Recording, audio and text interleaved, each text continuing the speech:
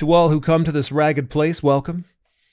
And since you're here, why don't we start the show? Today we've got Megoon, aka Meg G. She's an awesome person. She's currently the 2D layout lead for the show The Loud House, working in the animation industry. She's also a BJJ practitioner and a person of many talents and interests. I found her to be fascinating and a really fun person to have a conversation with. We talked about topics all across the map. We talked about working in an artistic field, building, developing relationships and friendships. We talked about the pitfalls of anxiousness and anxiety. We talked about Japanese Funko Pop from the 80s. Of course, obviously, that's the most obvious and normal one that we talked about. This was everywhere. This was a great conversation. I really enjoyed chatting with her. I think you're going to like it. And you know what? This is the Ragged World. It's an adult conversation, baby. So your virgin ears may hear something you didn't expect, and don't let that throw you. I think that's all you really need to know to get into this episode. So without further ado, Megoon, Ragged World, let's go.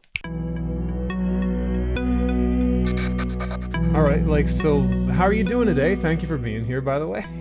Yeah, I'm super jazzed to do the thing. I've been slowly rolling through all your podcasts, and I'm like, when you asked, I was like, what? I'm like, all these cool people you got going on your list of interviews. I'm like, who am I? I understand, but no, you know what? I think because we met in the Zoom version of the Ottawa International Animation Festival, right? And Yeah. you're representing your studio at the time. Yeah. And I thought we had a good conversation essentially like a bunch of times during that several days. And just that's a big part of it, you know, like if somebody who's doing the thing they want to be doing in life, if animation's not like no one forces you into doing animation generally. So Definitely not. It's not something that people are like, this is what you need to do because you'll make lots of money. No one says that. Yeah, it's a usually pretty hard business and fairly like lots of work, and sometimes a lot of the work too, people just think of maybe it's Disney and we're drawing amazing characters all the time and creating all this stuff, but it's a different thing a lot of times. There's so many different jobs down the chain, and so I thought it was interesting. I know a lot of people feel that way probably about themselves, is that they're not the interesting person or something like Yeah, that. that's true. But here's the way that I looked at it. So like if I'm gonna pump you up a little bit, I think I thought, okay, well, Meg, she works in animation, does what she wants, like I just said. Also, you've done Brazilian Jiu-Jitsu. Yeah. You know, I don't know if you had the chance to get back into it, or if I know injuries and stuff sometimes. Yeah, I am back into it, and thank God. Yeah? Yeah, back to 3 days a week. Whoa. I was doing 6 days a week, like at the end of last year. So I probably am going to go for an even 5 and ride with that. But yeah, we're back at it. And yeah, it feels great to be back. So like this is another thing, and you managed to get back to it. So congratulations. I find that's awesome. And then also I saw you making bento. That was, I think, what pushed me over the edge. I saw you making bento on your Instagram stories, and there was like, I think you were playing "Stay With Me." What was the song that was on it? And I was like, "Hey, do you know Plastic Love?" And you're like, "Of course, Maria Takuchi." I was like, I know Plastic Love. Who doesn't know Plastic Love? When YouTube listen history is populated by like 90s, 80s, 70s Japanese Funko Pop. Okay, I'm going to start us right there because I don't even understand how this happened. I know I got into it weirdly. Like I actually study a bit of Japanese. I'm kind of terrible at Japanese, but I do study it.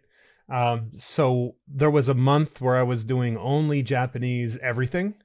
And so I'm not super into like the very like kiddie sort of pop as much as I was like, okay, that old like kind of funk 70s, 80s pop kind of caught me. And so I just put a whole playlist of Japan 80s nostalgia, and I was listening to that for a long time. So I didn't expect to hear those songs in your stories. Like so how did you get to that? Yeah, well, I also have taken like in high school, I took a Saturday class to take Japanese and was like very interested in it because, you know, obviously I was like an anime kid. And Mm. like the music really stuck with me at that very early age. So once I had accessibility to more internet, because like youngest of three kids, sharing computer with two other siblings, like you did not get a lot of computer time. So whenever I was like able to get online and when sort of accessibility was becoming a thing, I was always like listening to these Japanese radio stations that you couldn't like save any of the songs or anything at that time, or it was really hard to like track them down again if you didn't write down what they were. Whoa. But that was kind of like a thing that I did very early on. And then as I like, yeah, as I got older, like that's just kind of, it's always been a part of my music directory, I guess. Like, and I really love old music anyways. Like my dad is a really big music guy, a music appreciation. So we just grew up, I think, listening to a lot of different stuff.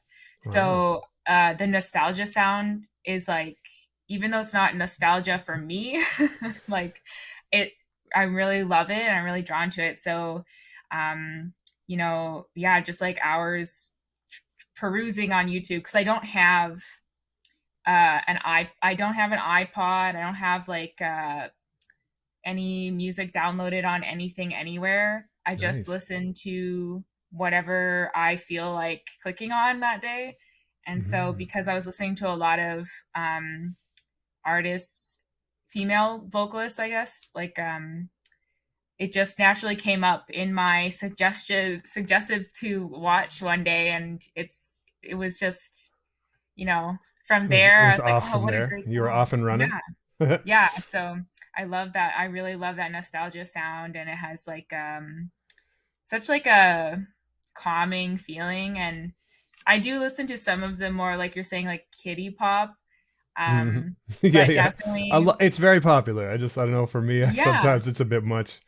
Yeah, I listen to like a lot of the crazy like Vocaloid stuff and like so it's more like electronic stuff too. But yeah, I definitely have a really soft spot, I think, because it kind of another thing too, there's like a lullaby that my dad used to sing to us when we were Oh, kids. And he's actually been to Japan, like so he used to sing it and it's just like really him singing one Japanese word to the tune of an actual song by that like the title of it is that word. okay. So you know, that's something too. I went hunting for it and it's got that sound. It's a really famous song. It's called Sukiyaki. It's actually Ue o muite aruko. Yeah. Yeah, so Ue like o muite yes, aruko. exactly. Isn't that So crazy how that all comes together though? Like, because I think about this from a weird perspective. That song specifically, I find is a crazy situation because yeah. because the first time I ever heard the idea of that song was in an old Snoop Dogg song. Oh, Yeah, that was actually originally a Slick Rick song. That's I think is a actually Slick Rick song. Oh my god. maybe the first rap cover because usually like they didn't really consider that to be cool. They called it biting, but Yeah. it's not really biting if you do a cover. So anyway, so it's originally a Slick Rick song. The first time I heard it is a Snoop Dogg song. It's called Lottie Dottie, right? You might have heard that Lottie Oh yeah. Dottie. We likes to party. We I don't do cause know this trouble. song. In the middle of the song, it goes, "It's all because of you." You, Right? I'm I'm feeling feeling sad sad. and blue. That's the other thing. You sing really well and play the guitar, I think, too, right? Sometimes, yeah. Sometimes. See, like, if you don't think you're an interesting person, sometimes you're not giving yourself enough credit. I think that's maybe the deal. So anyway, sorry, but then it's like, okay, this is a Japanese song from way back. It's one of their Hmm. most popular songs ever. It's And super popular. even when, like, the We Are the World kind of thing, when disasters Yeah. happen, we do We Are the World. They when there tsunamis and that kind of stuff happen in Japan, they do Ue o Muite Aruko. Like there's like Yeah. every Japanese star did like that thing where they're all taking a turn singing that, so it's big in Japan. It's a huge song. I think that's exactly what my dad said when, because like he would sing to the melody of it, but he would just say like ore si de o. So that's kind of what we grew up like knowing. And then like an artist that I was really into who's really popular, she's like American Japanese, like did an English cover of it, and then I was like, oh my god, that's the song. And then I asked him about it, and he said basically he was like, I think just waiting at an airport or something, and it was like they were doing karaoke and someone was singing it, and it was just, you know. It So kicks yeah, in. it's very It's magic. beloved, right? Like, That's the thing about art and entertainment that is sort of special. There's a magic to the whole thing. We remember that stuff. And like you said, there's a nostalgia. I'm listening to 80s Japan nostalgia. I obviously was not there in the 80s. yeah, I've been there, but I've not been there in the 80s. And it just has a vibe, a feeling. I like even listening to the city sounds. Like a day in 80s yeah, Japan, I'll watch that and listen to the traffic going by and just like like the the train. rumble. Yeah, And it yeah, I gets to love me it. for I'm really some into it reason. too. Yeah. I think like too, I'm always looking for alternatives to music because sometimes it really like does impact you in like a non-positive way when you're trying to get stuff done. So I find Mm. like those white noise options are very useful as well. White noise options. So, like, what kind of thing would you use other than a music? And I had another question too. Is maybe two questions because you mentioned you don't have anything downloaded anywhere, and I was going to ask you if that was like an intentional decision, or if you do that for a reason, or is it just that you just don't do that because no reason? Yeah, like so we'll start with that, I guess. Like, so Yeah. when I was in college, like, and late high school, like, I was definitely like one of those people who was always plugged in, or like one headphone in and stuff. Like, to put it into context, I'm 28 now. Okay. So, like, that sort of surge was like my age group where everyone started plugging in all the time. And I went through my like first program and was kind of like that. And I just like, it's hard to say if I was aware of it or not, but I felt like I wasn't getting as much out of the daily life and stuff. It's a bit abstract to Ah. describe like now, especially 10 years later. Like I don't know what ticked it, but I had like a year off between programs, and during that year off, I just decided like I didn't want to have something in my ears all the time. I just wanted to like get more done and just be, I think that was when I really started trying to be more present, maybe because I was trying to, who knows? It's hard to say. But ever since then, like I really noticed a difference when I went back to school, my attentiveness.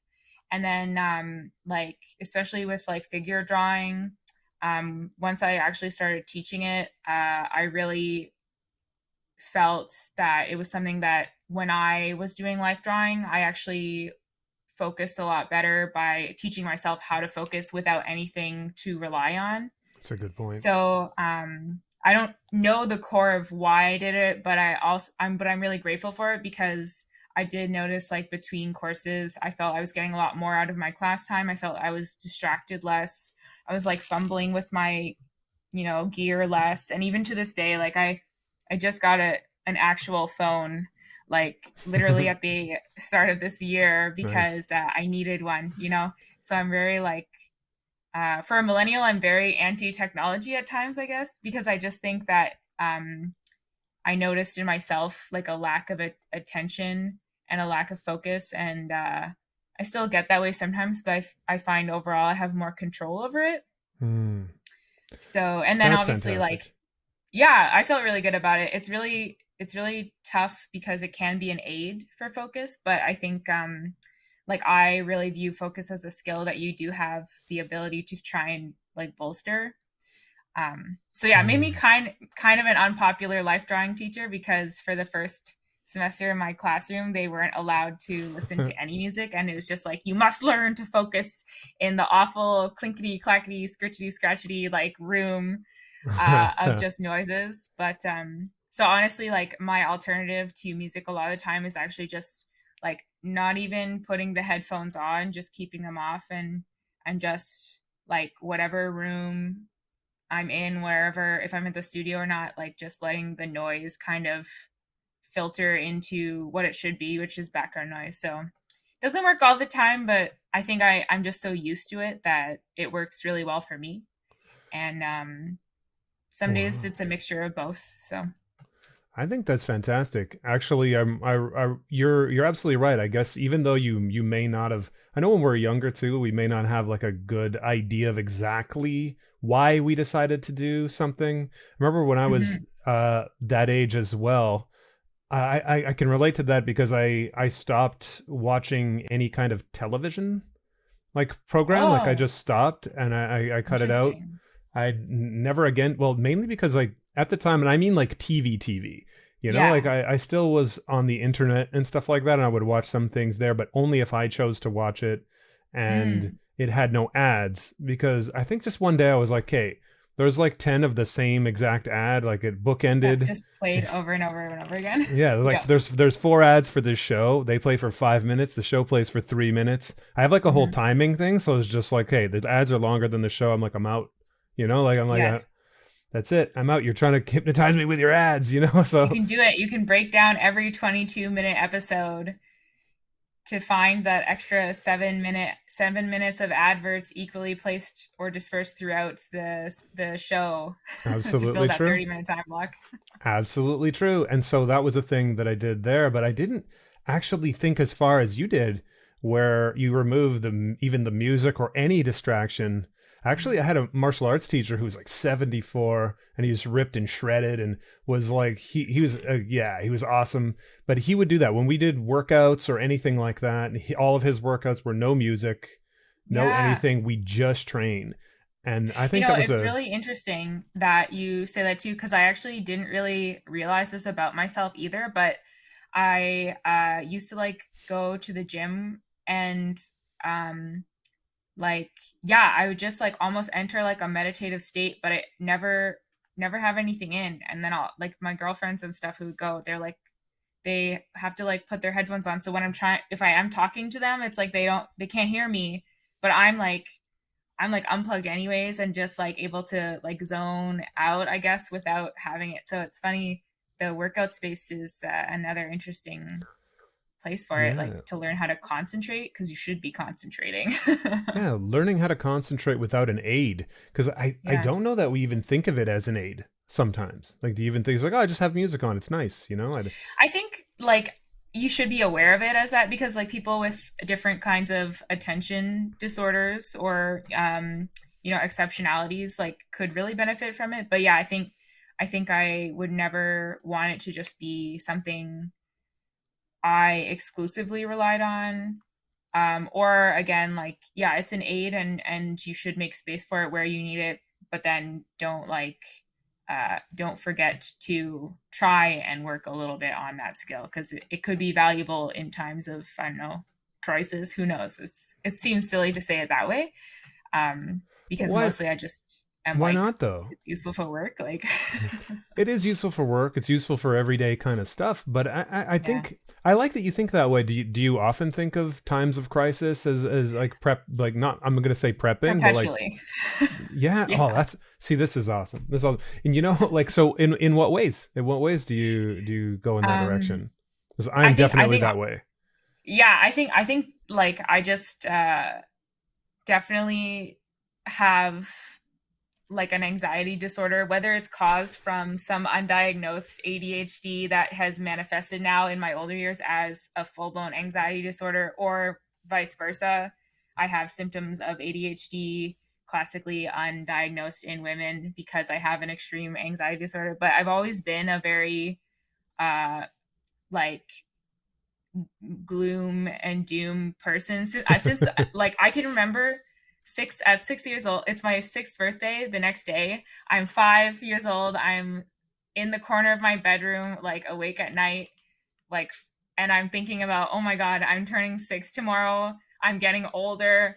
This is crisis. I don't want to grow up. Like I have these like really vivid. So Yeah. I find that kind of is like a keystone to explain who I am as a person. That's awesome. But yeah, so I think I just perpetually exist in this state of being like everyday things that for other people seem very normal and like unnuanced. I'm like, this is a crisis scenario for me because it takes so much energy for me. So I need just like a coping mechanism that is truly within my control. So I think that's why I personally like it. Cause like, yeah, it's like getting up and making a phone call. Maybe that's a crisis scenario in my mind because I don't have the energy or the put togetherness that at that moment to talk to someone.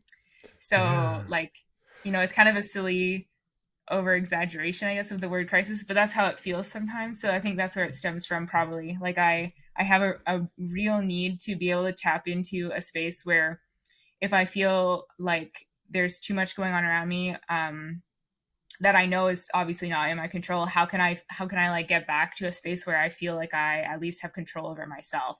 Does that make sense? That makes a lot of sense. You're actually making me feel a lot better, actually, because just Oh, are you the same? you talked about. I'm like I talked about you talked about the phone call thing, and it kind of hit me right in the heart. Like when I have to call somebody for anything, especially if it's a company or something, Mhm. I, I Yes. I'm like freaking out. Honestly, I just don't want to do it. I'm like, is there any other way I can contact somebody Yeah. than not the phone, please? Like, it's like, don't Yeah. make me call them, don't make me talk about it. I'm worried that I'm gonna have to think of every single thing. Like, I don't know. Does that make Before you sense? say Like, it. if I don't say something, if I don't say the Yeah. right thing, then this whole thing is gonna turn into a disaster. I feel that Yes. way a lot of the time. So I didn't real. I guess I assume other people feel that way, but Mhm. you assume, but you're here and you're saying it, and it kind of makes me feel a bit better. So thank Yeah, you. and I can only imagine like as an example, I actually really like talking on the phone, so that's like the weird part about it. Whereas like 95% of the people I know in like our age demographic are like, "Oh my god, I hate phone calls. Why are you calling me, Meg? Like text me." And I'm like, "I'm sorry, like it's easier for me to call you." So it's a weird Yeah, sort of thing, but I think I there's a lot of telephone anxiety in our in I our could generation. I could talk to a friend on the phone for a long Yeah. time, for Yeah. 2 hours, 3 hours, whatever. But like Yeah. really, if it's a stranger situation where now it's like, okay, well, call the electric company or call the internet company or something like that. Or as a new thing, or I want to call this martial arts school and find out their situation. That's a thing where I will find myself Mhm. procrastinating, like suddenly. I am the same way. I actually like literally just called my mechanic today after like gassing myself up to call and make this appointment for literally a month now because I was like, I desperately need an oil change or my car will explode.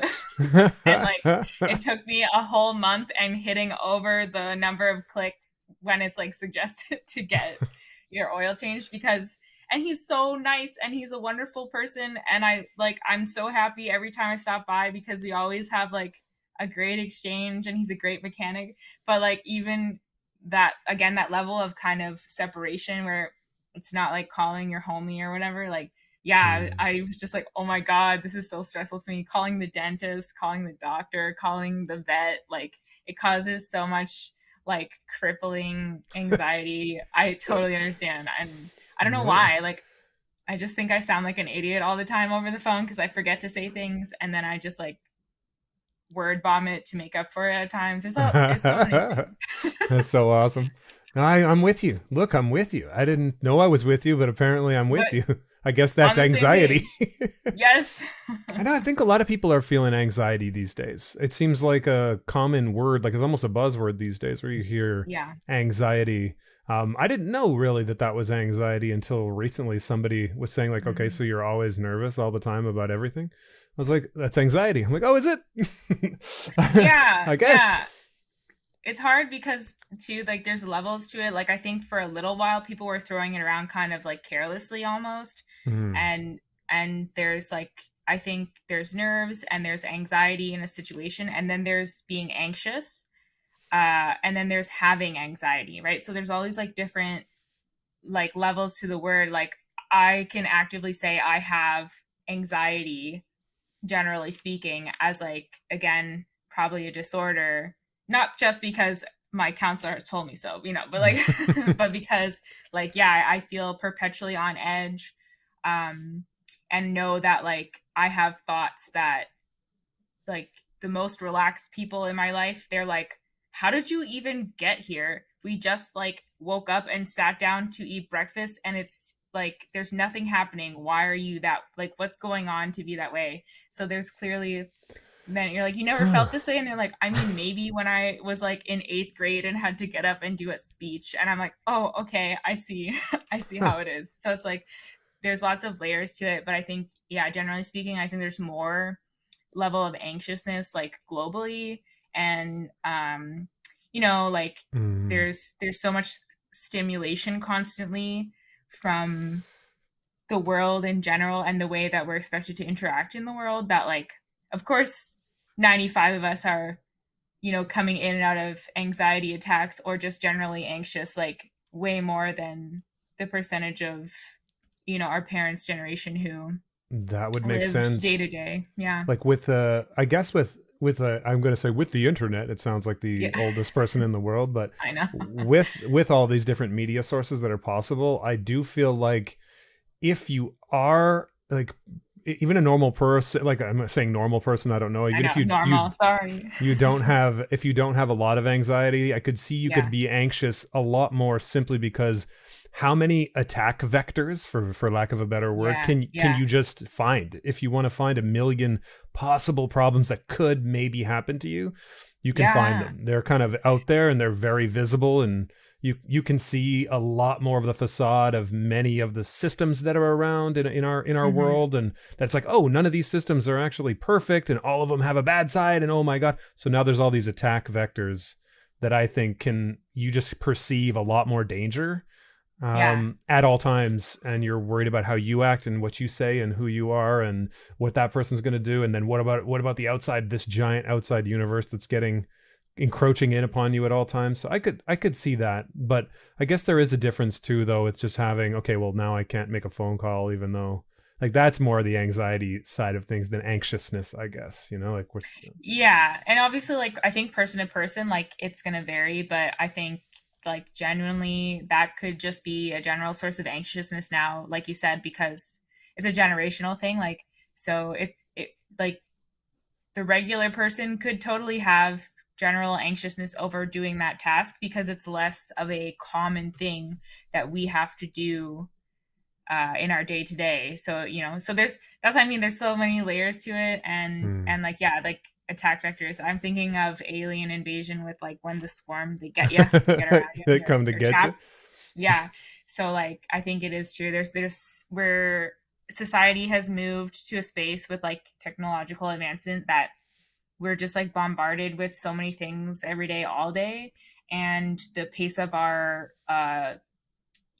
day in and day out is probably different from what it was like 50 years ago too, in terms of how we're expected to like be part of the hive. Part of the So hive mind. That's yeah. right. So like yeah, I think I remember I had a guest speaker into my classroom to talk to, like, because arts cluster, like depression and anxiety ran really rampant in our students, and it was she was just talking about like how to deal with these things, how to be mindful, and like deal with your own stuff, and then how to seek aid and stuff. And I remember her just saying like, you know, the way that humans exist today, it's unlike any other mammal because we perpetually exist in that fight or flight mode. Whereas animals go into fight or flight mode for a duration of like 15 minutes maximum. And if they escape whatever situation it is, then their adrenaline drops and then they rest. And then when they like basically return to their normal mode, let's say, like it was just a short burst of time and they had that time to rest and recover, and then they go about their daily life. So they're not as constantly in this like state of stress as we are. So it's like, of course, we're all riddled with these like feelings and inability to deal with what some people would consider simple mundane daily tasks. Yeah, no, that At makes a lot least of that's sense. also why I try and say that's why my house is a mess. Yeah, I don't know. I don't know if we could let you get away with that, but yeah, sure. I mean, but this actually, obviously, we've gone around the world to maybe come back home on this because I, of course, have questions to ask you. I'm like, you're an animator. You work. I think right now, are you the 2D layout lead? Is that what you're doing right now, or are you in a different space? Also, you've been a teacher. You mentioned that. That was Hmm. the thing I wanted to ask you about. You've said in your class and that you did a whole bunch of that. What was the teaching experience like? Tell me all about that because I actually have never talked to you about this.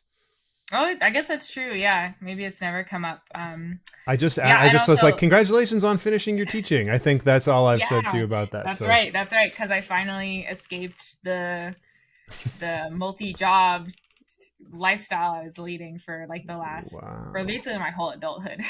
wow. So you've like always done more than like one job at a time. So you're a hustler. See that's the way it always is. I think with people who are doing well or succeeding in some way, is that they're Yeah, mentally disturbed and mentally disturbed and unhinged because it seems like there's no other way.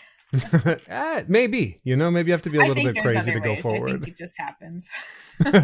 Okay. No, but so tell me about the teaching. Yeah. What was that whole experience? How did that begin, let's say? Yeah, so actually it's kind of funny. Like, I'm not actually an animator at all. Like, I studied illustration. Hmm. So I've worked in animation primarily, and but like worked in like background paint and boards development and now layout. So actually teaching was kind of my first most like reliable job, I guess I would say. So I took a course that doesn't exist anymore called Concept Art Foundations, Really? It's and gone? it was, yeah, it's gone, RIP. Uh, and I really loved it, and then I went on to take an illustration diploma course, um, and then I just sort of like found myself getting really into life drawing. Um, it's a core class, obviously, for artists. It's really important to learn how to draw the human figure, because the idea behind it is that if you can draw the human figure well, you can draw anything well, Hmm. because it entails everything. It entails proportion, it entails perspective, it entails anatomy, understanding of like 3D form, understanding of like 2D contour and stuff. So it really teaches you like a lot about drawing and how to also observe. So I got really, really into it. Because I guess I had my like breakthrough moment. I wasn't particularly good at it in my first like little swing of it, I guess, in college. Like, so, but I graduated and I had talked to someone about maybe doing some life drawing modeling, because I was trying to think, I was getting ready to graduate. I was like, okay, I need to start figuring out work. And at that time, I was training a lot. I was doing Muay Thai, Hmm. um, like crazy. And I was just like going to the gym a lot. I was super buff, like for me, All not an athlete. right. Yeah, so I was feeling really great about how strong I was, and like obviously had a growing passion for drawing in that particular class. So like that's kind of, it's a long story to get to where I'm going, but it's kind of actually what pushed me towards teaching in a way, Hmm. because I started as a life drawing model. And because I was Oh, doing it around awesome. town and getting a good reputation, my teacher from the original course that I had done, who is a sweet lady, Anne Morgan, she's like, and she's so funny. Like, all I can use to describe her is like your classic older arts teacher who just, half of the things she teaches you are through her little like, oh, ah, like, I don't know. Anyways, like, I kept in touch with her and some of the other teachers, and like, I was showing up for a lot of things to help out because I really cared about that program and wanted to continue to do well, and it was a great way to connect to the community. But yeah, I ended up like by word of mouth ending like being a life drawing model for her Wow. in her classes. Yeah, and so, and I was doing life drawing like 5 days a week. And when I was modeling, some places would let me draw for free on days that I wasn't modeling. So you got So some opportunity. I'm interested. How do you, what is entailed in being a life drawing model? Not to derail your story, yeah, but like, what it's even is that? I think I I mean, know, but I think it varies from model to model. Like I feel like we as models don't see each other a lot. So when we do get together, we have like tons of questions for each other. hmm, I'm like a really like laid back, lazy model where I don't prep anything. I just go in and I try to be intuitive about what I personally as an artist would think would be good, which okay. is why like the person who hired me for the first time I think gave me a shot because he's a really sweet man and I owe him so much because he's so supportive even to this day. Like Wow. he runs a life drawing group in town here. That's he he could appreciate that I had an artistic background and in theory would understand what a good model would be. Okay. So a lot of the time the poses that I'm doing, it's just like I think this would be fun. um it's Oh, very challenging. It's obviously hard on your body. Staying still is harder than people might think it is. oh, crazy. Or maybe it's just as hard as they know it to be. Um, so, so yeah, it's just coming up with like good poses, being dynamic. It can require a lot of muscle strength. There are models like in the town that are like way better than me, and they've been doing it like way Sure. longer I than mean, me, and there's I'm always always somebody like, how do better. you do that? Like, but I think there's a level of like methodical So preparation that they do that I just like I'm too whirlwinded to like do that. I just would rather go and just let my creative juices like be in the moment, I guess. So this is interesting to me because it feels like here's what I'm hearing. I'm going to try to say, Yeah. you were doing martial arts and training really a lot. So Yeah. physically, you felt pretty confident in your physicality.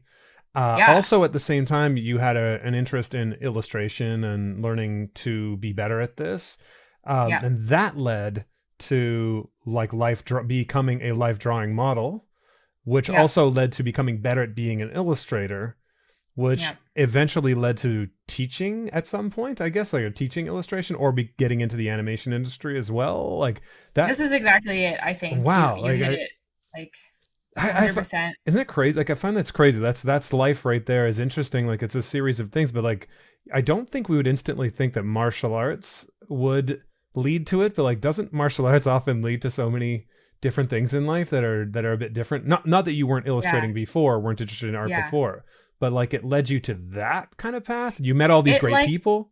super boosted my confidence in myself and I think that's really common like to hear from people and like I had done taekwondo briefly as a kid but I was an active kid but I was like not athletic at all Hmm. and like struggled with like body image for I still do but like it was really tough as a youth, let's say. As a youth, yeah. um Me too. Me so too. yeah, so like I don't even it's a friend of mine actually who again tied to this program who he was my character design teacher in that course and we stayed in touch and again that community like he was like I'm looking to sign up to do boxing again and I need someone to come with me and I was like okay I guess and then he was like okay let's go do it now and then suddenly there was like no backing out and I was terrified of what I just like gotten into but we signed up and then I got into it and yeah and then like we would go together and it made me feel a little more comfortable in the space and then eventually when he couldn't make it to as many classes I had to make that decision for myself and it was like why am I afraid of being in this space when I like deserve to be in a space if I choose to be there and it's where I could be.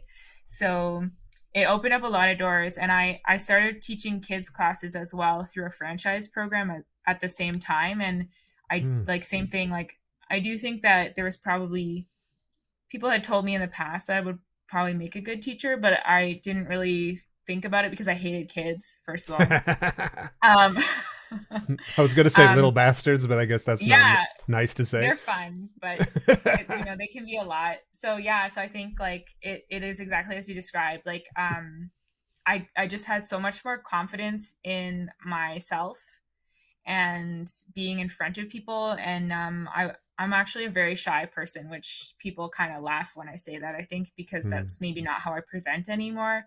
But like, it allowed me to really come into, I think, like owning that personality and presenting it in a new way that like it doesn't change who I am at my core. I'm still kind of reserved and quiet at times and shy, but it also started pushing the envelope to be like, I don't have to be this way because no one is imposing that upon me. I'm just imposing it on myself now.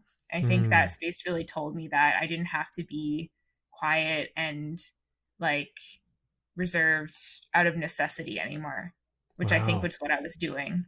And it opened up, yeah, all these doors. Like I felt like really confident because, you know, it's kind of like when people hear nude model, I think they have a lot of things that go along with that. And they're like, I could never do that. But I think, especially because I have that art background and I really at the core love the class, and it's really like something so special. And um, yeah, I don't even know how to articulate it, but for me, like I don't even think about the fact that like you're nude. It's just like you're doing a job, and I'm really good at when I commit to doing something. For me, I'm like I'm going to be as best as I can be, especially when it's my career. So that was like Mm. another layer to it. Like I felt really good about myself. I felt like I had a particular unique thing to offer because I was strong and getting stronger and more fit to offer up my creative ideas as well as the the structural integrity to uphold them and do a good job in that space. So that's kind of like I wouldn't have Yeah. been able to do that without that confidence. And then same thing, like being in the classroom again, hearing these things, getting excited about it, absorbing it. Like I did get offered a TA job in another class prior to that. So I was doing that as well. But like life drawing was like the class that I really loved the most, and that I was so like it didn't matter if I was just sitting in and listening to a lecture that I'd heard like, you know, 3 4 times already, because I'd sit in every semester that she would teach it, because she would like let me, you know, she'd be Wow. like, come to my class, you're welcome anytime, like, and then you hear it when she's teaching it when you're posing. So I just like, yeah, like layers and layers to it. But yeah, I don't think I would have had the confidence to, like, it happened really fast too. Like she had to suddenly go on leave and they needed a teacher like the next day, and it was like my 20 like third birthday or something. I got Wow. the call. Yeah, just like serendipitous kind of thing. Um, And it is interesting and that you would have heard those lectures so much from being a model in the class and from taking the class as well. mhm, So, in a sense, you've been soaking that up for quite a while and from many different directions. I think that's really yeah, interesting. I also just the class itself, I've never done a life drawing class. I'm not an do illustrator in it. any way, but I'm thinking about it actually because being a Okay. writer, and I've just sort of been like, I wish I could just draw my own comics at some point. So Yeah. I was thinking about it recently, and then the idea, I'm just trying to put it together in my head that it sounds like you know life drawing sounds like drawing things in their natural state. So I guess if there's a nude person, you don't really see that a lot in regular life. I guess if you're just walking around the street or whatever, you can't really draw poses of a person in a natural state. So I could see how Mhm. that would have a kind of magic to it, where you're kind of in this safe, I don't want to say safe space necessarily, but a safe environment, or a in encapsulated or embryonic kind of environment. And now we're all going to become better artists and do something that's in a natural sort of environment. I'm sort of picking that up. That Yeah, sounds really cool. That sounds really, I don't know if it's like it that at all is. or if I'm fantasizing It about is. it. No, I think actually again, like because I have now experienced it from all three sides, like I personally, like for me life drawing is almost like the most sacred thing. Like in my Wow. heart of hearts, like a life drawing space is like incredibly sacred, because you're like someone is willing to offer up to you the like precious gift of their body to allow you to like learn and they're committed to your learning in that space and in that time in a way that like when that person leaves, like, they're just another person out there, but they've done something like so precious in that space that like, there's a whole world around them that will never really know about that. And Wow. it's very intimate at times.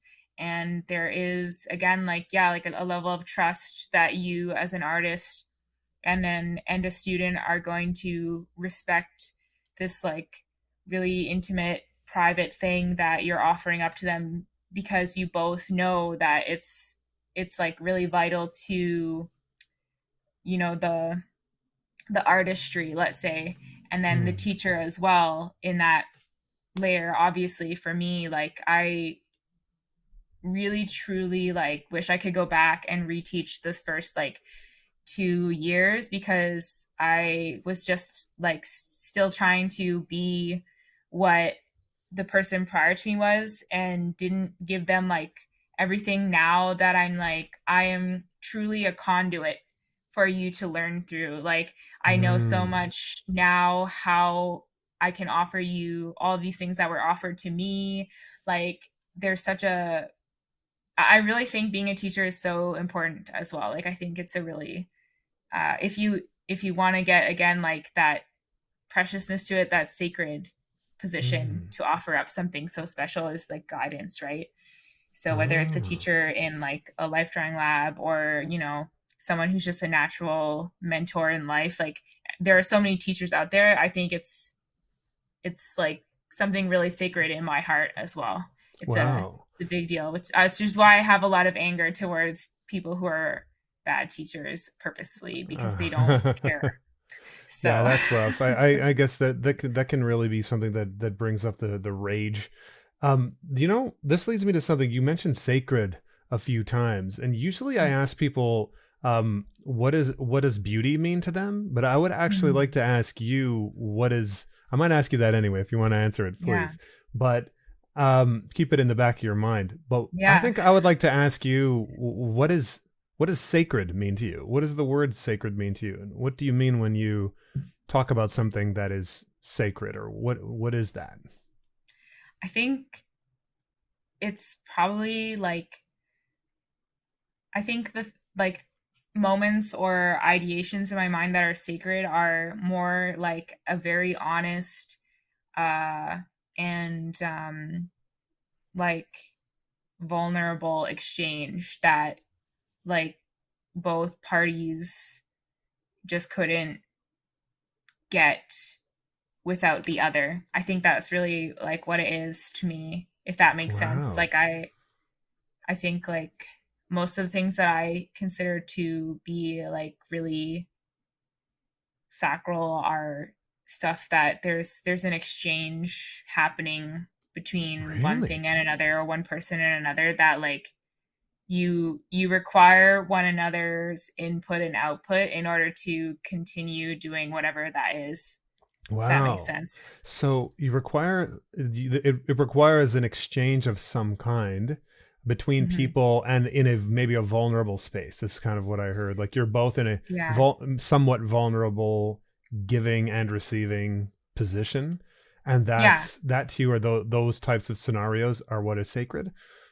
I think so. I don't think I've ever really heard it that way before, and that's really interesting. That's an interesting idea. Wow. Yeah, So I don't know. thank you. I never really like thought about how to articulate it until just now, but I think that's like my instinctive answer. Awesome. And like it could entail many different things. Um I'm like a big proponent of like a perpetuator of like, again, like small things can have just as much meaning as like large things. So I think maybe like if you take my definition of something sacred, you could find a lot of things that might seem sacred. And again, like some people might feel like, but then isn't like Hmm. everything sacred? Then I'm like, well, yeah, that's, I think, the point, because like it's very Is it subjective? yeah, yeah. So, and maybe, but maybe lots of things are sacred to me, and that's okay, because I think again there's also that layer of like if I feel that it's something really precious that I've been offered, I want to acknowledge it. And I want to then Mm. acknowledge it in a way that I can give back to them so that they feel it's just as precious. Or even, on my own, if it's like meditation or something too, like doing a practice that I feel like going outside and, walking in the dirt, like that might Mm. feel like a precious sacral moment to me because again, there's an exchange of my time and commitment to like being in that moment. And then what's giving stuff back to me isn't a person in that case, but it's like a really precious thing to be able to just be alone in a moment with, the dirt in your toes and stuff. It's so it Yeah. can be kind of abstract at times, I think too, but that's kind of how my brain works, I think. I'm Well, that kind of makes a a lot of sense. I think it even brings us back to the Japanese mm, culture there too, because of their classic religion was Shintoism, right? And yeah. everything is essentially a kami or a god Hmm. in that regard, and it can be the rocks, it can be the water, it can be the wood, any of that kind of stuff. And I think maybe not even just Japanese, obviously, right? Like, isn't Lots that of everybody's cultures. ancient culture is like nature? Yeah. Yeah, I was very drawn to that as like a child.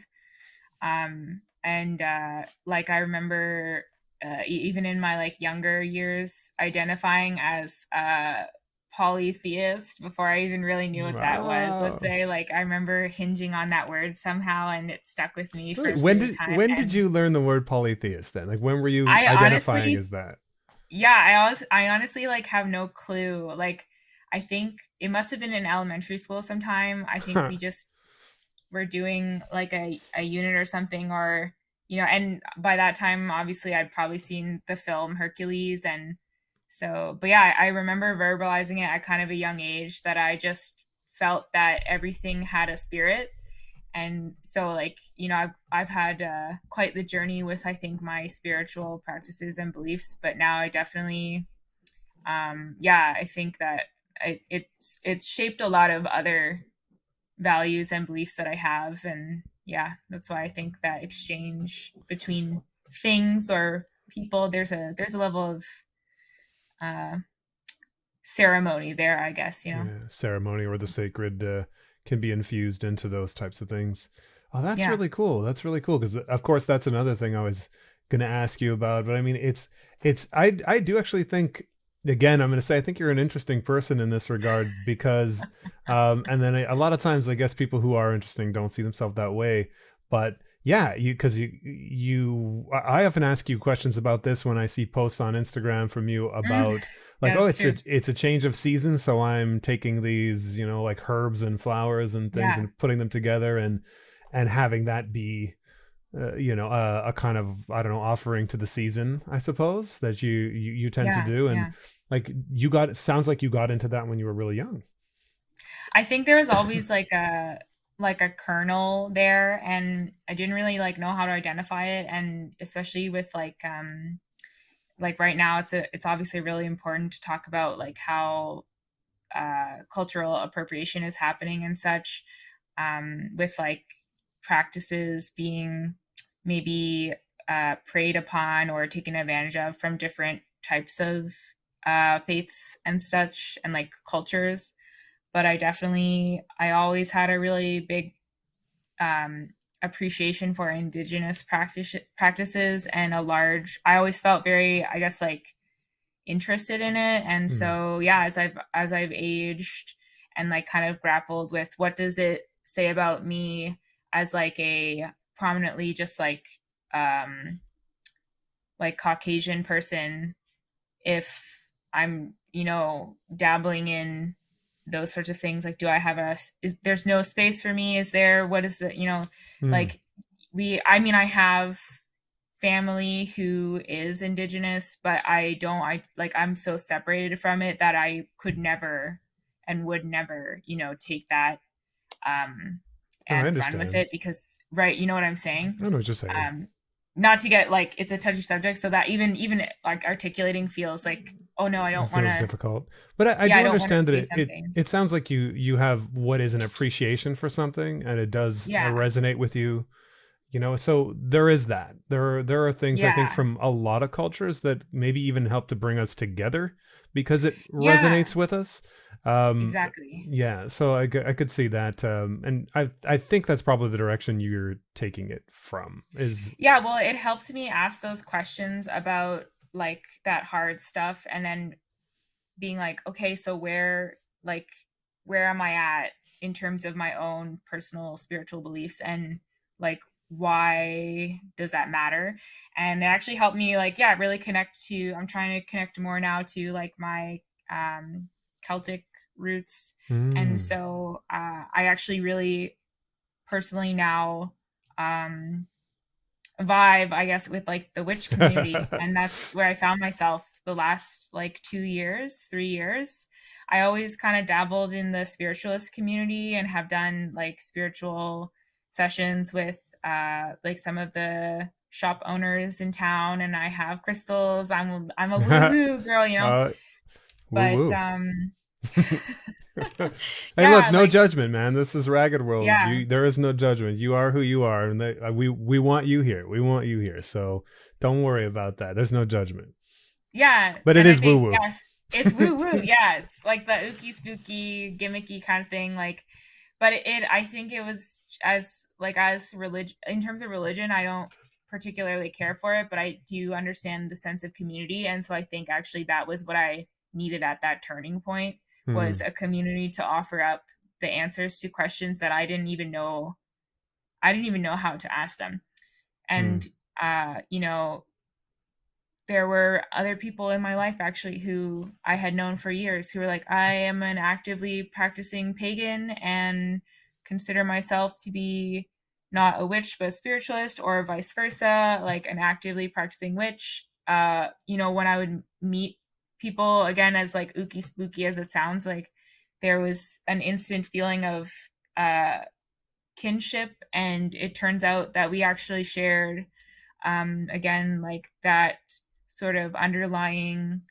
appreciation for this that and the other thing, or ideas of um that spiritual side. And so yeah, I Hmm. really dived into it and started like learning more about those practices. Like you're saying, the seasons I think are a big thing now for me. I try and like abide by something that's not an overwhelming routine, but that I can commit to. And like the seasonal change is very practical for someone who feels overwhelmed easily by like ritual. Ah. Um, and just like I would say too, like I'm primarily like a kitchen witch. Like for me, cooking, I love cooking, and it's really again like an exchange. So, I'm a firm believer that like a good home cooked meal is gonna make you feel some type of way, and it's gonna be extra special, delicious depending on who cooked it. And same thing if you go to a really nice restaurant where the chef like really loves what they do and cares about the quality of the food, you're gonna have a really good meal. So I think that's kind of where I'm at right now. Like There's little, some intentionality behind the cooking, some yeah, intentionality that you feel maybe comes through in the actual end experience, I guess, or yeah. So like some witches cast other kinds of spells, and I have, you know, dabbled in some other types of spells, but primarily I would say for me, yeah, it's awesome. usually the spell that's being cast is probably when I'm cooking, because Probably when you're that's cooking. yeah, That's yeah. fantastic. Does that give you any kind of I don't know, how does that change the experience for you when you're actually doing the cooking? Uh, I think like it just brings me so much joy. Like and there's a sense of fulfillment, really. Like I think that's what it comes down to, which it's tough sometimes because obviously cooking takes energy and time in general. Mm, And after a long day or during a busy day, it's like hard to make that space. But yeah, like preparing a meal, even if it's just like a lunchbox for myself, like it brings me like a lot of rejuvenation throughout the process. And I feel really satisfied and fulfilled afterwards. mm. And yeah, it's like, again, like I just feel grateful that I can have such delicious food, and that in and of itself I think is pretty magical. So I think that's classic too, though. Like that's a classic yeah, thing to feel grateful for food specifically because it's yeah, a, a direct, direct link to being alive. it is. Um, Yeah. and well, I cook all of my own food also. Like I don't really do restaurants and things like that too much. It's not a thing. I'm not ordering things ever. So I'm with you on that. I think it's important. I think the only times I do restaurants and stuff is if it's travel. Like if I'm in If Japan, it's I'm gonna travel. do some. I'm gonna have go to Yeah. a restaurant. Yeah. I want to see what they have, what's their thing. But Of course. but yeah, I mean, this is really interesting to me because now it's like you've got martial arts, you've got food, you've got like paganism, and you've got illustration and teaching, also live modeling. How does this lead into working in the animation industry? Because you didn't like it's not directly animation like you said. It was illustration and concept and that kind of degree. So how did all of this sort of culminate into what you're doing now? Yeah. So it's kind of, I think, just like a lot of it is just what's here, I think. So I have like a I really like this story because it's one of those things where maybe not everything happens for a reason, but I do think that there's a lot of, again, like serendipity and things that do happen uh when you acknowledge them as being what they are. So whatever, hindsight will offer you that 2020 to allow you to put it in the context you want to, but I think that's fine because maybe it brings a little bit of relief or something into your life. I think that's okay every now and again. I'm with you.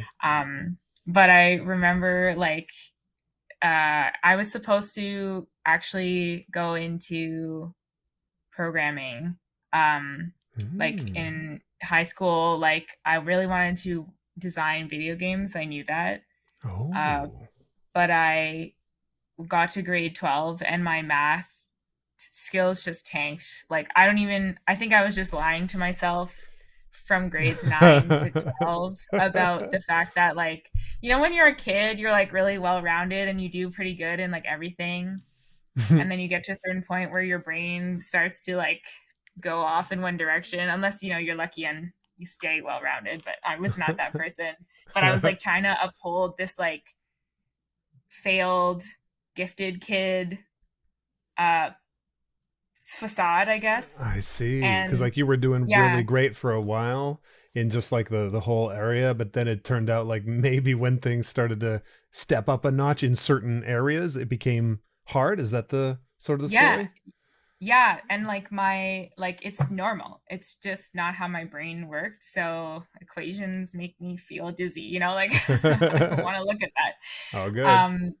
And it's too bad. Like I had a physics teacher who, God bless his soul. Like I loved physics class so much because it's so interesting, but I was really terrible at the actual math practicum side of it because my brain was like, cannot compute. Like, how do you punch in these equations? Yeah. Fair But enough. yeah, so I really had that experience where I was previously a very well-rounded like academic student, and I had been tested for like one of those like programs like in grade 4 or 5 or whatever, but didn't make the cut. But Oh. I actually found out later that primarily what they test for there is actually math and science. So it makes a lot of sense that I wouldn't make the cut. Hmm. But I always had like very strong academic skills in like the English and like language arts, obviously. So there's, Me do too. be what Me it too. is. I get it. I'm following you pretty You strongly. got it. Yeah. So yeah. But I think again, like it gives you this feeling of like, I have to just keep like banging my skull into the desk because everyone has this expectation of me now, and I can't let them know that that's actually not the truth. So Oh, that was my crazy. high So school you had like experience. some anxiety. We've been talking about that a lot, like Yes. around that as well. Like you wanted to be like Yeah. the great student all overall in all subjects essentially, but it was Yeah, I difficult. don't think I even wanted to be. I think just like and this spirals into like the last, I'd say, 6 years of my life and my journey as like a workaholic. Like, that process like really I don't even think I cared. I think it's just that it was taught to me at a very early age that other people cared, and that was becoming my identity. Whoa, So yeah. I didn't know how to deal with that. But yeah, so I wanted to go into games, but The you math know, was not as strong as it could have been. yeah, and the idea is like you go into a either a software development job or a programming job because that's where the money is right now. It's really in high demand. And then maybe I could work my way into the artwork stuff on the side later once I had a job that would be able to be more financially viable. So that's kind of the long and short of it. But yeah, I remember just like I had to drop out of my calc class and advanced functions because the teacher, first of all, hated me. He thought I was a Didn't bad kid because I didn't understand, and his teaching style just didn't jive jive with with you. me at all. And I think he just thought I was giving him. I have experienced this in my adulthood, so I will own it where it is, due. Like I think sometimes I clash with a certain type of personality because it comes across as condescending, and that's something that I do not respond well to. I'm with you for sure. I mean, that's for Yeah, real. We're not yeah, going to match everybody. We can't be expected to match yeah, every teacher we've ever been with, I don't think. But anyway, I'm sorry to interrupt yeah. you. No, I think it's valid, right? So, and as a teacher, 100%, like I've gotten into it with students before, and I'm like, blanket statement, like I've been like, I'm leveling with you, like I'm not trying to be an asshole to you, just so you know. I know you're perceiving it that way, but I'm not trying to do that. I'm trying to give you something. And it's okay if you view me that way, but I want you to know. So you heard it from my mouth because I understand, That's cool, man. Like that'd be nice to hear sometimes, I think. I think it's important. But yeah, so I just remember like dropping those classes and then going to the guidance counselor's office because I was like, I don't know what to do. And I mean, I had been taking art classes like throughout high school and loved it, and I drew like sometimes because I liked it, again, like sketching in the park or in the backyard or whatever. But like I didn't think I was like really that good compared to the other people that were in my art classes and stuff.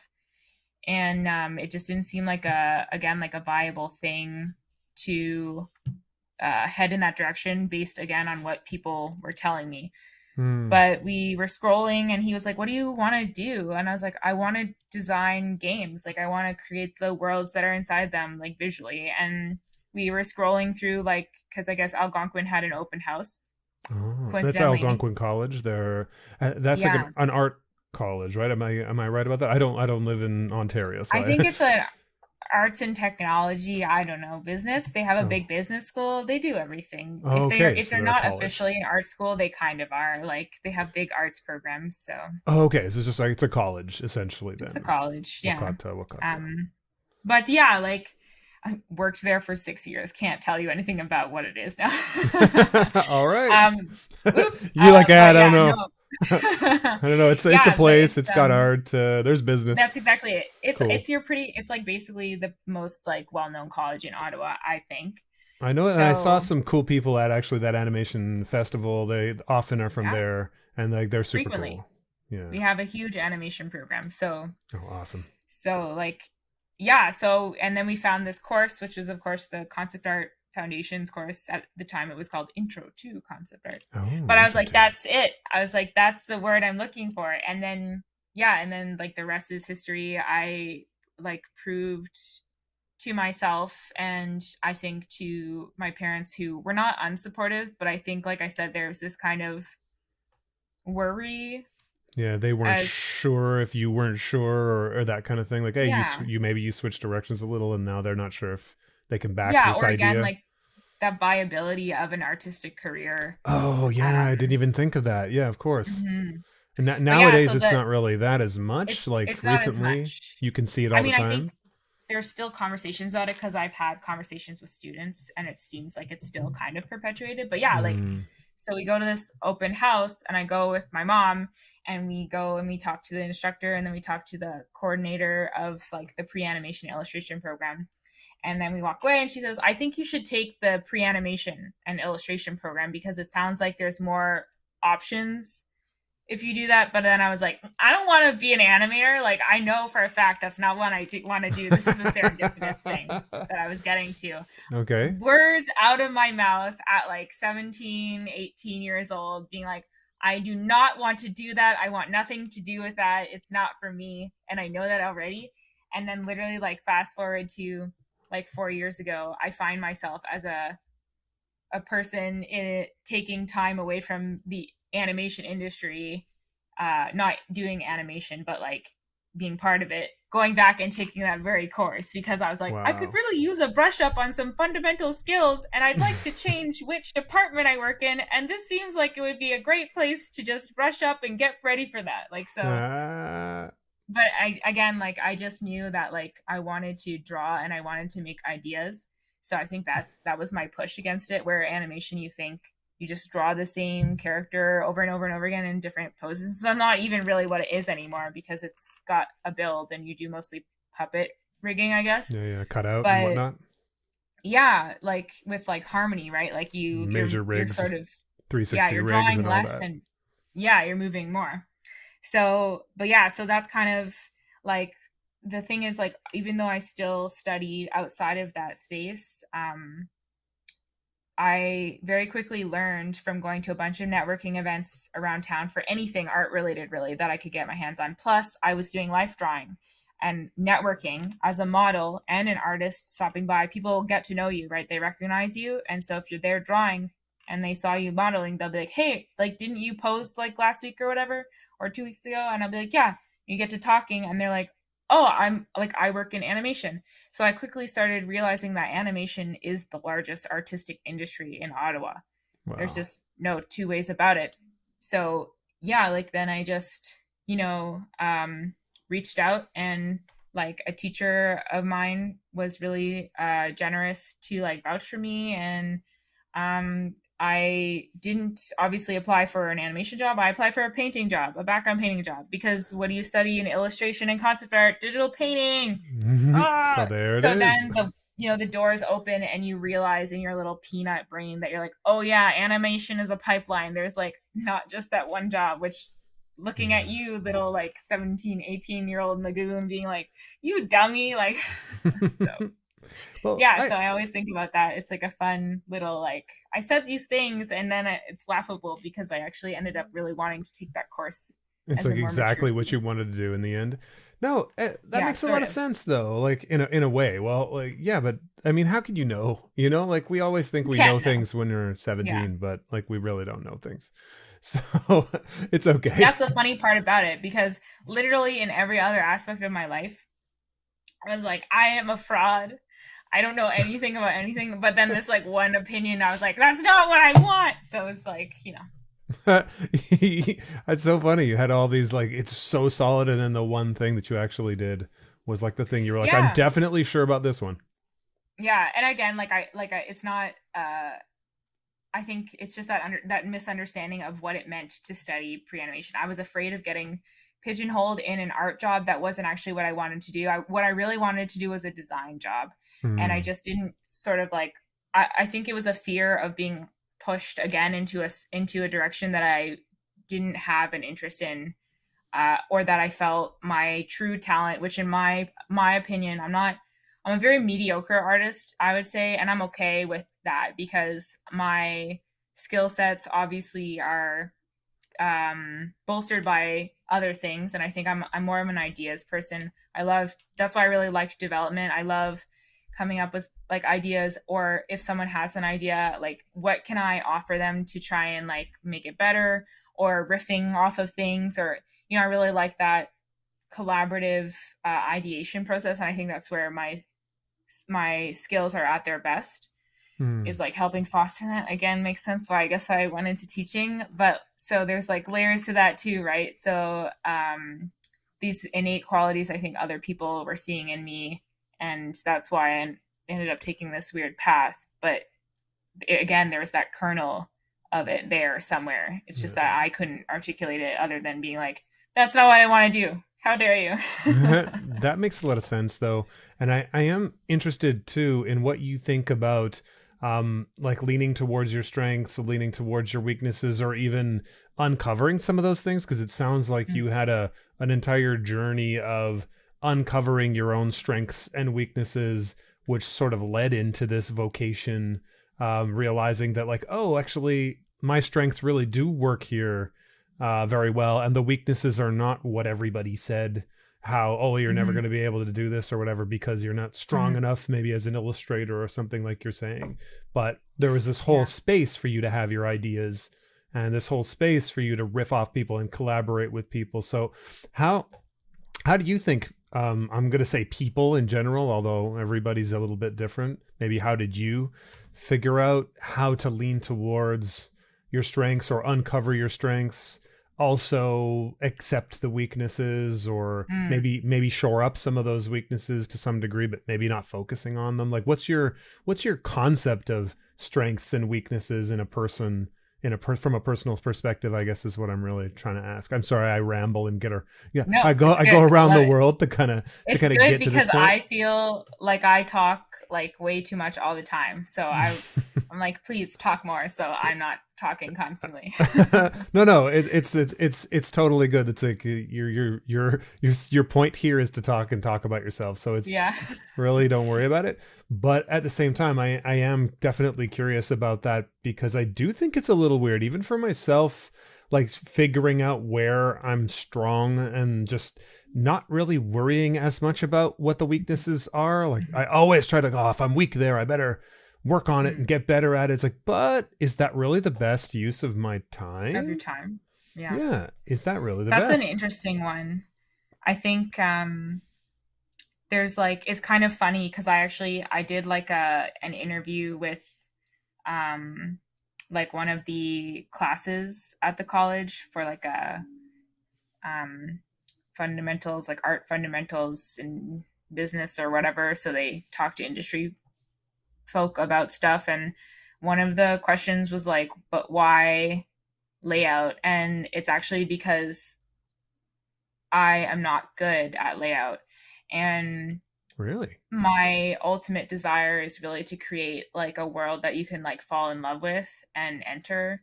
And in my case, like for you, you know, that might be doing it with the written word and being able to, you know, create this fantasy through that medium. And for me, it's the same thing. Like I want to be able to have someone look at something and feel like they like want to go explore more. But like I like did painting in high school, and I took some courses while I was in high school. And so when I came to college, my draftsmanship was actually not that great at all, because I didn't really draw a lot. Like I didn't actually really start drawing. This is funny now, but I didn't actually like. If you ask me when I started drawing, it wasn't really until I got to college. So I kind of have this like late start, which I think again feeds into why I'm able to really accept my own mediocrity, because I'm like, well, people have been drawing since they were like out the womb, but like not me. Like I waited like almost 20 years before I decided, hey, maybe I should like get a bit more serious at this. So Wow. um so yeah, but like so I have this like painting skill, and again, not the best at that either, but really love to do it. And then I was like, my draftsmanship though needs work. So life drawing is a drawing class primarily, and that really helped a lot. And then moving into layout, it was really because I was like, I'm trash at this, but I would really love to design locations one day and be able to paint them and be able, you know, like if it's a comic, whatever it is, that's the world building is really what I love the most. And yes, there's a lot of world building and character design, and I love that too. And I love to write my own stories, but like I also like really want to be able to represent the world visually itself, the world as a character. Yeah, So yeah, I nice. switched into layout because it was my weakest point. My draftsmanship was rough, and I felt like I was really bad at drawing in perspective and following all these rules because math. So I, you know, took this weird roundabout way to get in here, and now I feel great about it, even though it's just like the beginning and it's probably like a an easier job than some other shows. But like yeah, I think I don't know when or how or why, but I got to a point where weakness for me, it doesn't feel like a weakness anymore, because I think in a trade like art, as long as you're willing to be open to what people have to offer you about how to get better, or you're open to like just acknowledging that you're never going to be the best, because in reality it's like infinite. The best version of you 2 days ago is it's incomparable to the best version of you 2 days later. Like you're moving so fast, so there's like infinite possibility to improve, and that brought a lot of comfort to me, and Mm. it like made me feel like if I want to do something and I feel like it's something that I can't do because it's my weak area, then I have all the tools at my disposal to do something about it. And also, another big part of that is actually the people around you. So for me, community is really important. I have worked really hard to like foster uh, a community here for Wow. myself and connect with them. And like a lot of the strengths that I have, like I don't think I really acknowledged them actually until maybe the last couple of years. It was actually those people that acknowledged them in me, and they were the ones who laid those things in front of me. And it was just my job to say yes or no, basically. And by saying yes, which thankfully I did in a lot of scenarios, they were able to reinforce whenever I was feeling like I wasn't good enough. They're like, "Nope, you got this. You're doing great. You'll do great." Or like, "It's okay. Here's what we can do about it if you're not doing great." So it's saying like strengths and weaknesses are really intermingled, I guess, in my mind, because I just like I said, I feel like I have skills. I know I have skills in some things, but I never view myself as being like really exceptional at any of those things. But that's okay, because there's like potential to get better, and there's always going to be a support network if Mm. you lay the groundwork for that, which I have. And Wow. everyone is really kind. And yeah, my greatest like strength is not really from me. It's actually from the people that have been gracious enough to like be my friend and offer me opportunity and offer support to me. So Wow. that's generally how I feel. Like, That's fantastic. That's fantastic. I think I and then I follow just what you're try saying. not to disappoint them. That's true though. It helps though if there's somebody there that you know you care about how they Yeah, feel about what you do and you're going to do your absolute best. I think that makes a yeah. lot of sense. Also, that's an interesting way to look at strengths and weaknesses. I think too that maybe I still think you consistently maybe underestimate yourself, but a lot of people who work in any kind of artistic field do that. Like it is that it's impossible to sort Mhm. of envision yourself being better at something you're not. Like with drawing, I was just like, oh yeah, I can't draw or whatever. Then my wife was like, hey, why don't I show you You how to learn. do that? Yeah, One class, and I was like, oh, I went from stick man to like drawing the thing we were trying to draw, like completely, like it was like yeah, my whole character that I had thought up, and I was like, okay, that took one try. And yeah, I was like, well, I will never be the best yeah. artist out there, and like maybe you just have a very high standard in your mind of what is the I best. probably do, because like I'm I have surrounded that too. by, people who have like Legit uh skills.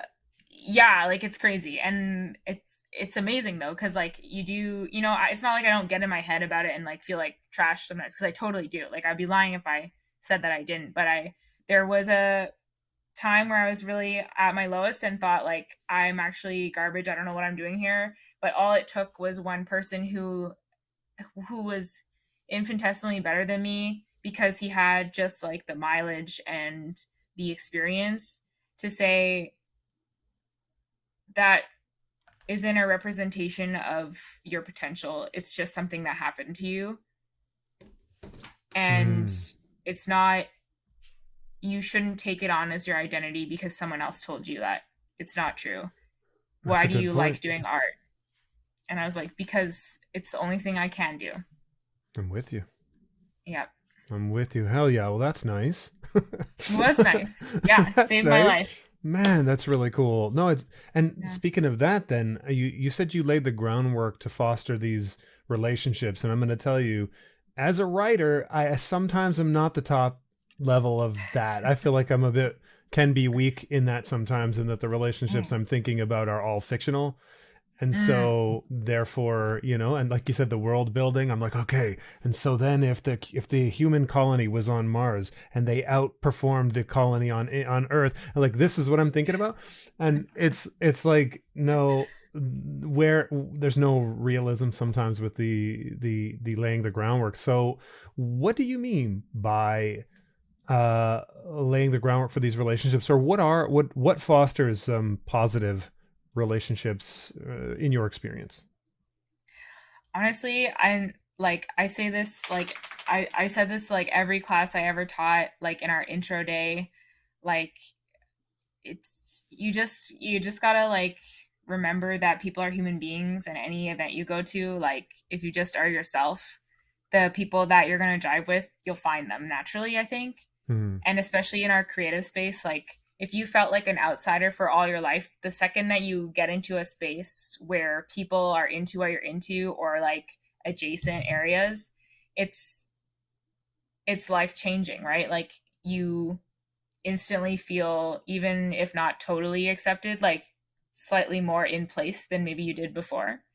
So for me, like any social event I went to, or networking event that I went to, um, I didn't really like go there with the intention of, let's say, like job hunting, like how some people do. It was more like, I really love people, even though I'm kind of shy and introverted. I love people watching. I love social experiments. I love, people are just so weird, and they do weird things, and they're weird looking and cool looking. And I'm always like looking at people's noses in the grocery store. So I'm like, People's noses.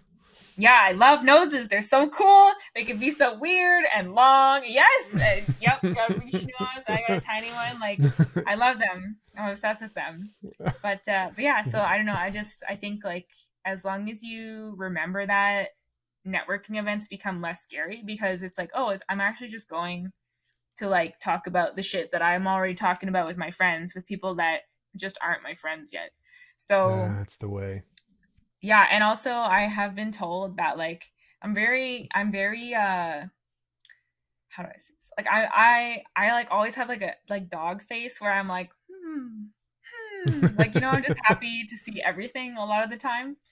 So at social gatherings, I've been told that it elicits a response of like, oh, like look at this lonely person like smiling at like the wall, being like so lonely in the corner, when I'm actually just like, what a nice party, everyone seems so excited. I'm just like absorbing the moment Nice. or whatever, and then they're like, hey, you look kind of like lonely over here, you doing okay? And I'm like, yeah, I'm great, what's going on? And then the conversation like rolls through. So I think there's like kind of that aspect to it. But yeah, I find it's like, just go, don't be aggressive, don't be worried too much about what the end result in other aspects other than just socializing is. And it's more of a recipe for success in ways than people would think. I think like pester people properly. It's just literally, we talk about this too, like Pester people in the art properly. community. Yeah. So In the what is art pester community, people properly, excuse me. properly. Yeah. You just, like it's exactly that. You just I like think pestering people's property is more like a property that you riot kind could of deal. But be yeah, in no, trouble okay. depending on where you live. But So okay, we won't do that. But pester people properly. It's kind of like a Peter yeah, Piper pick to peck of pickle peppers kind of deal. it Okay, pester is. people It's a great properly. catchphrase. I Sorry, love I keep catchphrases. interrupting you on it, but I loved it so much that I had to like do that. Okay, You should write please, it down. pester. You know what? I'm maybe. Do it. Now that you told me, I'm not going to. There's gonna be all these like strange mechanisms that you're gonna have at the end of it. Pester But people properly. So, yeah. how do you pester somebody in the correct manner? Yeah, so I think literally it's like, you make uncomfortable small talk, but again, you make it in a way that is like accessible and doesn't feel like there's pressure. And I think that's what a lot of times students accidentally do, or even just like other people who are really like desperate to get work or whatever. Sometimes there's like a feeling that there needs to be some kind of business transaction. By the end of the whole And thing.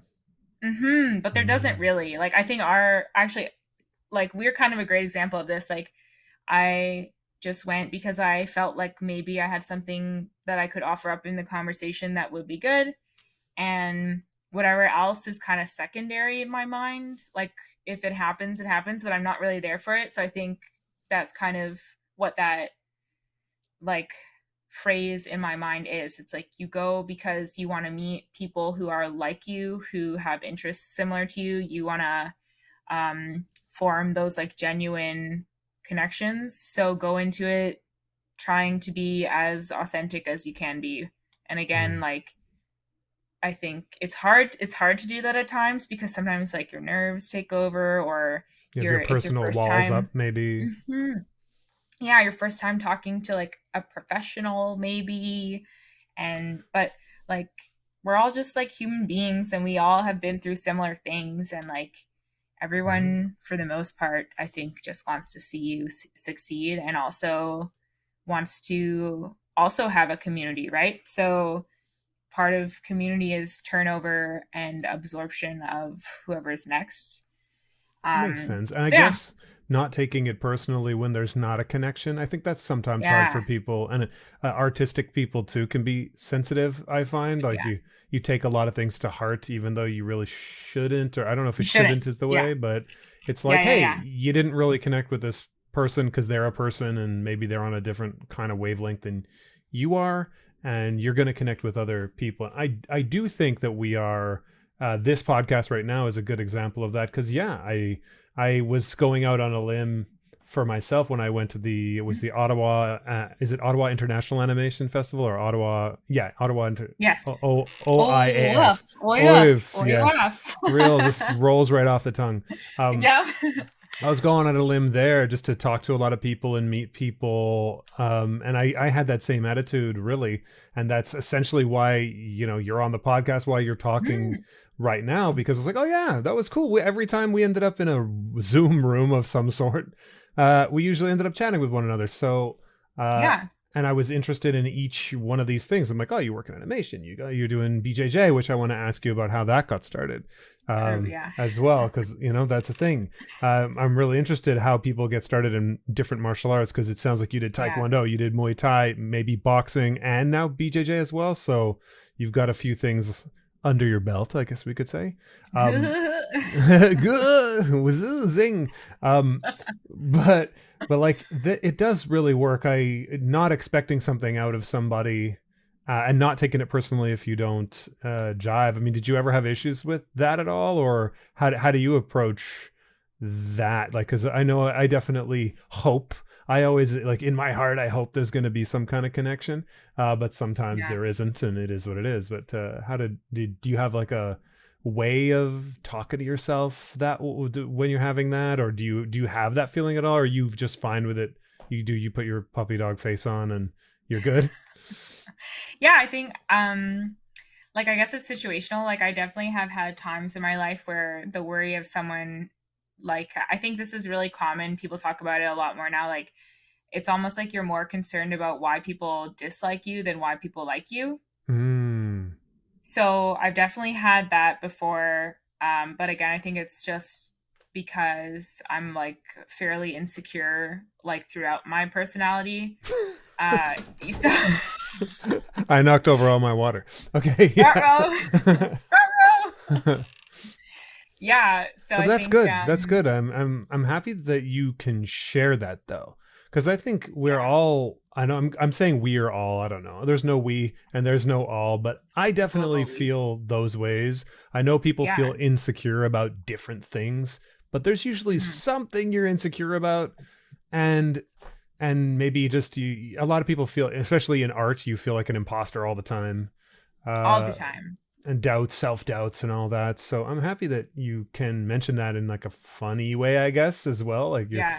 but at Yeah. the same time, it's there and it's real, and it's just something to be overcome, I guess. But anyway, you're inspiring me It's to true. ramble, but It's true.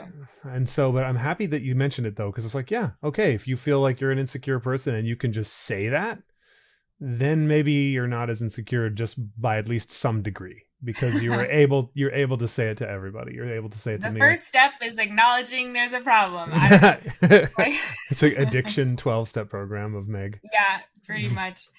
Yeah, I think and actually imposter syndrome, I think actually the past 3 years have, maybe even more than that. Like I would say the past like 4 years of my life to 6 years of my life have been really traumatic in a lot of ways. And it's only in the last like 2 years where I was able to take a step back and be like, what's going on? Like, why do I feel so, like, why do I feel this way? And a lot of it, I think, doing that reflection allowed me to take a step back and be like, it's okay to feel like an imposter. And I think that's important for a lot of creatives to hear, because like, it's like what I was saying before about strengths and weaknesses. I got to that place because I felt so crippled by my own inaptitude for whatever, my own inferiority complex towards whatever, towards people, towards industry folk, towards just, these 12-year-olds coming up who are going to be giants once they hit college. Like, there's all sorts of stuff that's just like, that just built up over time, that one day, like, when again, like, someone offered me that little like rod of hope that I needed to just reset something in my brain. I don't know why, it just happened when it happened. And I realized, like, oh wow, like, it's okay, because it's not just you. And also, if you weren't invested enough in this, then you wouldn't care anyways. So that we have these feelings of insecurity, of inferiority, of shyness, of embarrassment about like our craft and stuff, like, it just means you care. And it also means that you are committed to that journey of never stopping, never accepting something as the end, as good enough. And like, there are issues with that, because it can again lead to that derailing and that spiraling, but also it can be comforting to keep you realigning yourself, because it's like, even the way your brain works, like, you go through periods of absorption and application and then digestion. So you're absorbing information as you're learning it, then you're applying it, you're seeing your own growth, and then you've digested the information, and suddenly you're not seeing any of your own progress anymore, because you're jumping now back into that absorption phase of something new. So you're only seeing your own mistakes, because you've now digested the information you've learned and can see now other things about it, right? So it's like this up and down that we go through.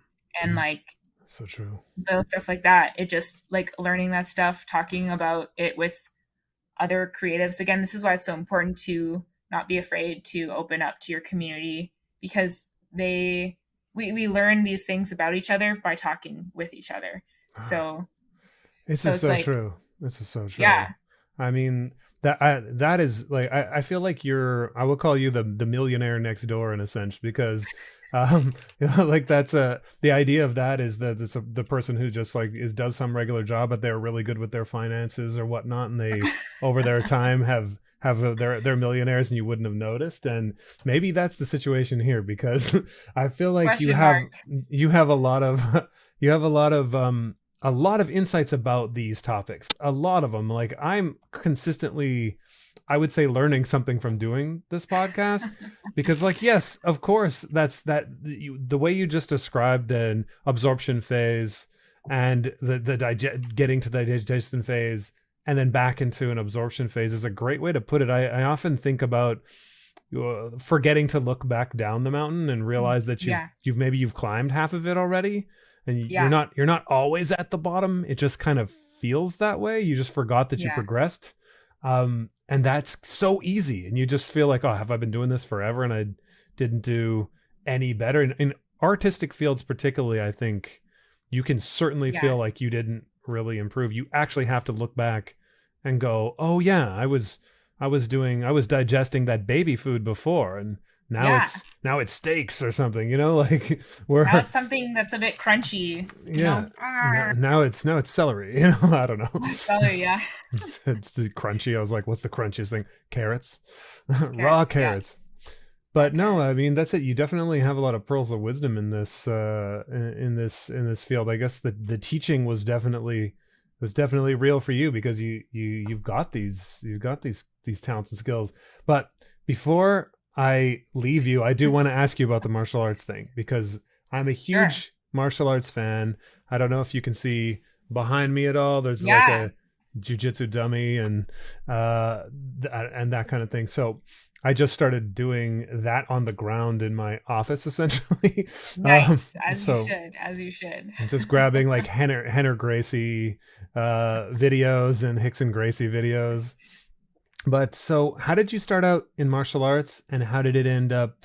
How did it lead to? I guess it's BJJ in the end, like Brazilian Jiu Yeah. Jitsu. And I probably should have Um, asked you what layout is because we talked about it a bunch we can in keep going. animation. But I'm not in a rush at you're all. not in a rush. I'm not. It's just dangerous because the last time I did something like this, it went on for a very long time. So that's, I mean, we have to, I but I'm not in a don't. rush at all. So I don't rush anybody. Honestly, if you say you have a time that you have to go, then you have a time you have to go. But we're here, yeah. we're talking, we're having a conversation. I prefer if we just chat with each other. And it's like when you're sick of it and you want to shut it down, we can shut it down. But When we okay, just so need to like sleep. yeah, you're right. Okay, so we'll cycle back, but like yeah. Okay, so Sure. how did martial arts start for you? And then how did it lead to BJJ in the end? Yeah. So I did Taekwondo like a little bit, like, but didn't really stick with me. And, um, like, I, I don't know, like, I was working out from like a pretty young age because I had like weight issues and was frustrated about it because it was not like unhealthy, um, per se. Like, it's just, different factors that, there's so much information about nutrition and health that just wasn't available to our parents and stuff. Like, it's no one's fault. It just kind of is what it is, right? So, like, I didn't do any sports after that, but I worked out a lot and would run, bike, uh, dance, in the basement to the K-pop music that was popular at the time, Crazy. whatever. I just loved it. I thought it was so fun. And there was also, of course, that underlying element of like, I'm I'm frightened for my health later on as an adult because, we have a history of this, that, and the other thing in our family. So then by the time I got to college, like, I was no longer eating meat. I was working out a lot. I was like the tiniest I guess I'd ever been, and I was feeling good. Like, I felt healthy, and I just like, now my goal was to put on muscle because I wanted to be strong. That was my intention. So I had a lot of nutritional issues and allergies that I had sort of worked out. I was like sensitive to meat, which is why I felt like uncomfortable and sick a lot of the time, dairy stuff. Mm. So all this stuff kind of like plays into finding, I guess, martial arts. So I was like working out a lot and, like, getting like fitter and feeling really good about it. And it was bringing me a lot of good feelings. There were definitely some bad feelings in there and problematic ways of thinking. Um, but that was like mostly like on the diet side of things, as it's common. So then I had this friend of mine who I think he also was looking to just sort of get back into shape and get back into building muscle because he had done martial arts, prior to when I had met him, but he had stopped for a period of time. So this is again my character design teacher. We Oh stayed wow. in touch and we would get together with a group of students, from that year, like my year, and him and the other teacher at the time, like for our environment design, we would get together and hang out and draw because, we we were very invested in what we had learned and we had a personality vibe. So it just, we stayed in touch and we ended up becoming good friends. So it was at one of these like drawing sessions where at the college, he was like, yeah, I'm going to sign up for the impact zone there and the gym. And he had kind of like said something about it, and I kind of seemed interested. So then it ended up being like, well, we're going now, it's happening. And I was like, Oh. ah, how do I get And out of this? No. and what was that? Was Um, that Muay Thai or was that boxing or what was yeah, that? we went to Muay Thai classes. Oh, cool. So yeah, so he's actually like the one who really like got me into it. And there was like a really nice teacher, and she was like really relatable, obviously being only one of like a couple women in the space. And then another of the teachers too, he was really great, and he was actually studying graphic design Oh, so at the same some time as commonalities campus. there. Yeah, so I was like, oh, like this community seems, again, community, it's a big thing for me. Like I Ah, was like, I feel like this is a good space for me. And so yeah, I kept like kept on it. And um yeah, even when my friend James, shout out to you, James B, hey, James. like he like couldn't come anymore. But I made the call. I was like, I'm trying to be authentic here. I'm trying my best. I feel really good about it. I feel strong. And that was really important to me. Because again, like I said, like I was so insecure for so many reasons. My whole like childhood, really, that finally feeling like I had like this like strength in my body. I don't know, it gave me a lot of courage, and it gave me a lot of confidence that I just didn't have before, for whatever reason. And then the discipline, obviously, I think is a part of it too. And like it gives you a structure that is, as someone who has trouble making decisions sometimes, or um, like committing to things, I would say like the structure is predetermined and very accessible. So I was like, cool, I'm here for that. Yeah. um Did you and find then that it was easy for oh, you to go to the like were you the type of person who went to like every single class? yeah, so at the beginning, like I was always there as much as possible. I was going to school at the time, so it was like whenever I could make it, I was there. Nice. And um yeah, I ended up uh really enjoying it a lot. And then unfortunately had a not so great relationship with one of the guys who taught it, and found out the hard way the kind of preying that happens in that community upon women I at see. times. Had some bad things happen. And it really scarred me and scared me out of the Muay Thai space. I tried really hard to get back into it, but the damage was kind of done. And by the time I tried to re enter, it just felt like it wasn't my home anymore. Hmm. But actually, it opened up another door, because some of the guys that like were good friends with me from Muay Thai were like, well, you should come to Jiu-Jitsu. I think you'd really like it. And they'd been saying that to me for a while. So then when I needed to like be removed from this awful person, and my growing spiteful tendencies, like I was like, yeah, another class sounds like a good idea. So um like yeah, so I tried it out after like sitting and sort of watching. And the guys, like some of the guys there, like I still train with some of them now, even after our club closed. And I honestly am like so grateful for them, because they didn't even know me, and they're like, you gonna come join the class, like I'll be your partner, even before I had even stepped onto the mat in that space. So And they sound like they were really welcoming. That's a nice yeah, feeling of yeah, there were a camaraderie. handful of them who were really wonderful. And then I had friends obviously from doing Thai, that now I had been doing it for a while, so it was kind of getting out of that space of like, oh, this person's not gonna stick around.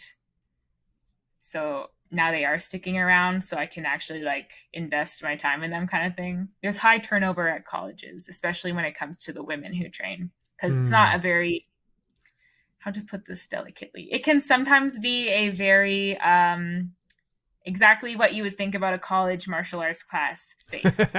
That's a good way to put it. It's Yeah, rugged. It's rugged. it's rugged. Yeah. But yeah, I switched to that, and I immediately like became obsessed. And like I had graduated at this time already. I was working part-time jobs, doing the hustle, and um like yeah, the first year that I trained jiu-jitsu, I was also doing the MMA and wrestling classes, and then I started doing nogi, Mm. and I was like still doing Thai sometimes. So I was like in there like 6 days a week, and Wow. then at the gym the seventh day. Like it was crazy. I loved it. I had the time for it because my jobs are really part time, um, and had lots of like flexibility with stuff. And yeah, I just like I had it was creative. It was more creative I found than Muay Thai. Eventually I like stopped doing Thai because I like got I like I think sprained my ankle and stuff, and There's always an uh injury. yeah, Like somewhere and along then the way. yeah, and then some stuff like other stuff. My mental health at this time I think started to decline as well. So there Mm. is that side of it. So jujitsu was like again like a safe space. Like I felt like it was a space where I was able to depart from the life moving around me and just take a moment and reinvest in myself. And like um like working out obviously releases a lot of endorphins and stuff. So when you're someone with insomnia, that's really useful Mm. because it can hopefully help you sleep at night, but sometimes has the opposite effect also. So I learned that the hard way. Oh, really? So do Um, you have trouble sleeping sometimes, or are you're yeah, like an insomniac even? chronically bad sleeper all my life. We actually just got a new bed, and I've had the best sleep like Oh. probably ever since getting a new bed, like in my whole life, So is it and a also special less kind of stress. bed? Less It's stress? Oh. just it's just a good quality mattress. Like I slept Uh-oh. on the floor for a lot of my later teen years. Really? Because, Okay. No, no, no. I did too. I started doing that when I oh, was like 15, I think. I yeah, just me like too. put a blanket on the floor and that was the deal. And I thought I was being Yeah, my hardcore. like bed frame like exploded. I It remember happens. sitting down on it, and it was old, but it like exploded. And then the mattress I just found like wasn't comfortable. So then yeah, I had like a mat and Fancy. a little memory foam mat. Before I Mm. had that, I had like two comforters that I would lay down, and then a sleeping bag, and then another blanket. Nice. That was the kind of thing And I my would do. parents were like, "We can buy you a bed," and I'm like, "No, it's okay." Subjected myself to terrible sleep probably for years, but Ah, maybe. and then I had a futon that I was the only person who could sleep on it. Everyone else was like, "How do you sleep on this thing?" Yeah. Anyways, we have a riddle path with bedtime, but Oh, that's awesome, though. I'm happy to hear it. I mean, I guess it's a journey in itself. The whole, yeah. would you say you're often working on yourself in that way? Like in just what are your different habits? What is the thing you're working on? What are your exercise habits, your diet, your education? Do you feel like you're often like kind of looking at yourself and saying, what can I change here? Or how can I do this better? Or how can I be stronger in this avenue? Or how am I Mm. dealing? I don't know. I guess I'm asking you for myself in a sense because that's definitely been my thing. I was just like, you know what, I'm a tough guy, so I'm gonna sleep on the floor. I think that's pretty much the deal. Like, if I'm gonna be like, do you need this bed? I'm like, I don't need beds. I don't need anything. I You don't know, need beds. if the The bed's earth if the is bed's my rock, bed. if it's a rock, yeah, But like, no, in the end, I definitely was like that because of I think partially because of martial arts, and all Mm. those martial arts movies that I used to watch when I was a kid, would lead me to be like there would always be, especially in kung fu movies. They would always be Mm. doing Yeah. some crazy exercise, like walking Crazy on thing spikes or laying down on something horrible or staying in to some one prove their position. dedication to the craft. Yeah, and so I kind of thought it was like that. If I wanted to be Like, that way, I would do the same. So I would think about that, and it sort of bleeds into other things like work and education and what mm. is there's a thing in Japanese called kaizen, which is essentially a daily improvement Yeah. idea of just improve every day, improve every day. It's usually in a business format, but you could put it Yeah. towards anything, I suppose. And I don't know. I felt that way. I guess I'm asking you that. Did Oh. you seem to be introspective Mm. quite a bit because you're able to articulate what your mental state was, what Mm. your mental state is, how you walked through those mental states. You've definitely told me a lot about that since we've been talking. So I do wonder if are you this introspective person who's trying to improve or trying to reach some kind of standard, or was it just that your bed broke and that's why you were laying on the floor? Yeah, I honestly think like um I just a part of me thought that it would be more comfortable. I don't know. I frequently I think as a child also would like lay on the floor, and I even now as an adult actually I lay on the floor a lot. So maybe I just have a need to be low to the ground, There you go. where it's safe. And I don't know, like there's probably I'm sure if you threw me in a room with a bunch of uh psych and philosophy majors, they'd have some things to say about why I do the things that I do. But I Fair think enough. mine is probably a lot less um actualized in terms of like why I did it. It's more just that I kind of did and didn't really question it and just kept going with it. Interesting. Maybe out of ease, maybe because I thought it was like easier than asking someone to buy me a new bed, or because I didn't want to deal with the stress of having to figure out what kind of bed would be good, um or if it was like, who knows really. I suspect Oh. that it was probably in some part just because I was like I couldn't be bothered to deal with it. That sounds like me. um That would make but sense. yeah, I don't know, that's kind of funny now that I think about it, because sleep is so important, and I know that now as an adult, but still took such a long time to I wonder this verbalize that too. I needed a new bed. Have you? Would you consider yourself a night person or a morning person? Or a nighttime person? Mm. Actually, I think that might be a good point, because I was a night person for like my whole life until I met Kevin. And uh, then it was basically like you get to a certain point in time where the other person is like, okay, I've been staying up late to hang out with you, but my body is rejecting this. And I need to return to my milk toast habits. My milk toast habits. Yeah. And so I actually like that's something I say all the time from our relationship. It's probably the best thing that I as like a creative have adopted is a regular human being's sleep schedule. Is that a good thing? Okay. I It's I'm still insane. struggling. I'm still struggling. I still have like there are some nights where I lay down and like I'm there for like 5 seconds and I'm like I can't sleep, and he's like just try, and I'm like you don't understand, I know, I can feel it in my very core that like this is not happening. So then like I just like get up and leave now, because like they say you shouldn't just like be idle and like trying to force yourself to sleep in your room, because it will It's worse. subconsciously, yeah. If I try to go to So bed too early, that's exactly what happens. It's like, well, watch it yeah, be 3 in the morning. By the time yeah, watch it be 4 in the morning. By the time I'm actually tired, I'm like, we're going to bed at 10 p.m. and that'll not happen, cursed, man. cursed. Yep, that does happen to me too.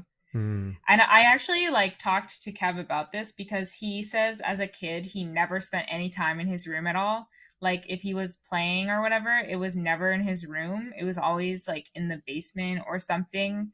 Whereas like I spent a ton of time playing in my room, like with my toys, uh just like, you know, imagination games or whatever. I was Yeah. like very frequently, I don't know if I guess I would love to see a case study done on it, I think. You want But a yeah, case because study like done?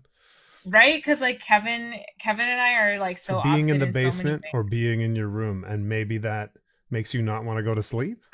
maybe maybe it's not the basement, but maybe it's just that like because I associated being in my room with activity, when I Ah, went to go to sleep, I was in a space that I associated with activity because I always had trouble sleeping. Like I was a very tired kid, and that's why I became a very grumpy, unlikable human being in my early preteen to late teenage years. And most of my family uh, could see very visibly that I did not want to associate with them when I had to go early on a Sunday morning to a family event. That makes a lot of You know, sense. like, yeah, so no, it's fine. It's fine. But yeah, No, it's like fine. Yeah, all right. That's I'm a lot cool. more You didn't likable like it. You now didn't than want to I do was it. then. Now you do. I It's had a okay. lot of going on. There was a lot going on upstairs, you know. So Yeah, exactly.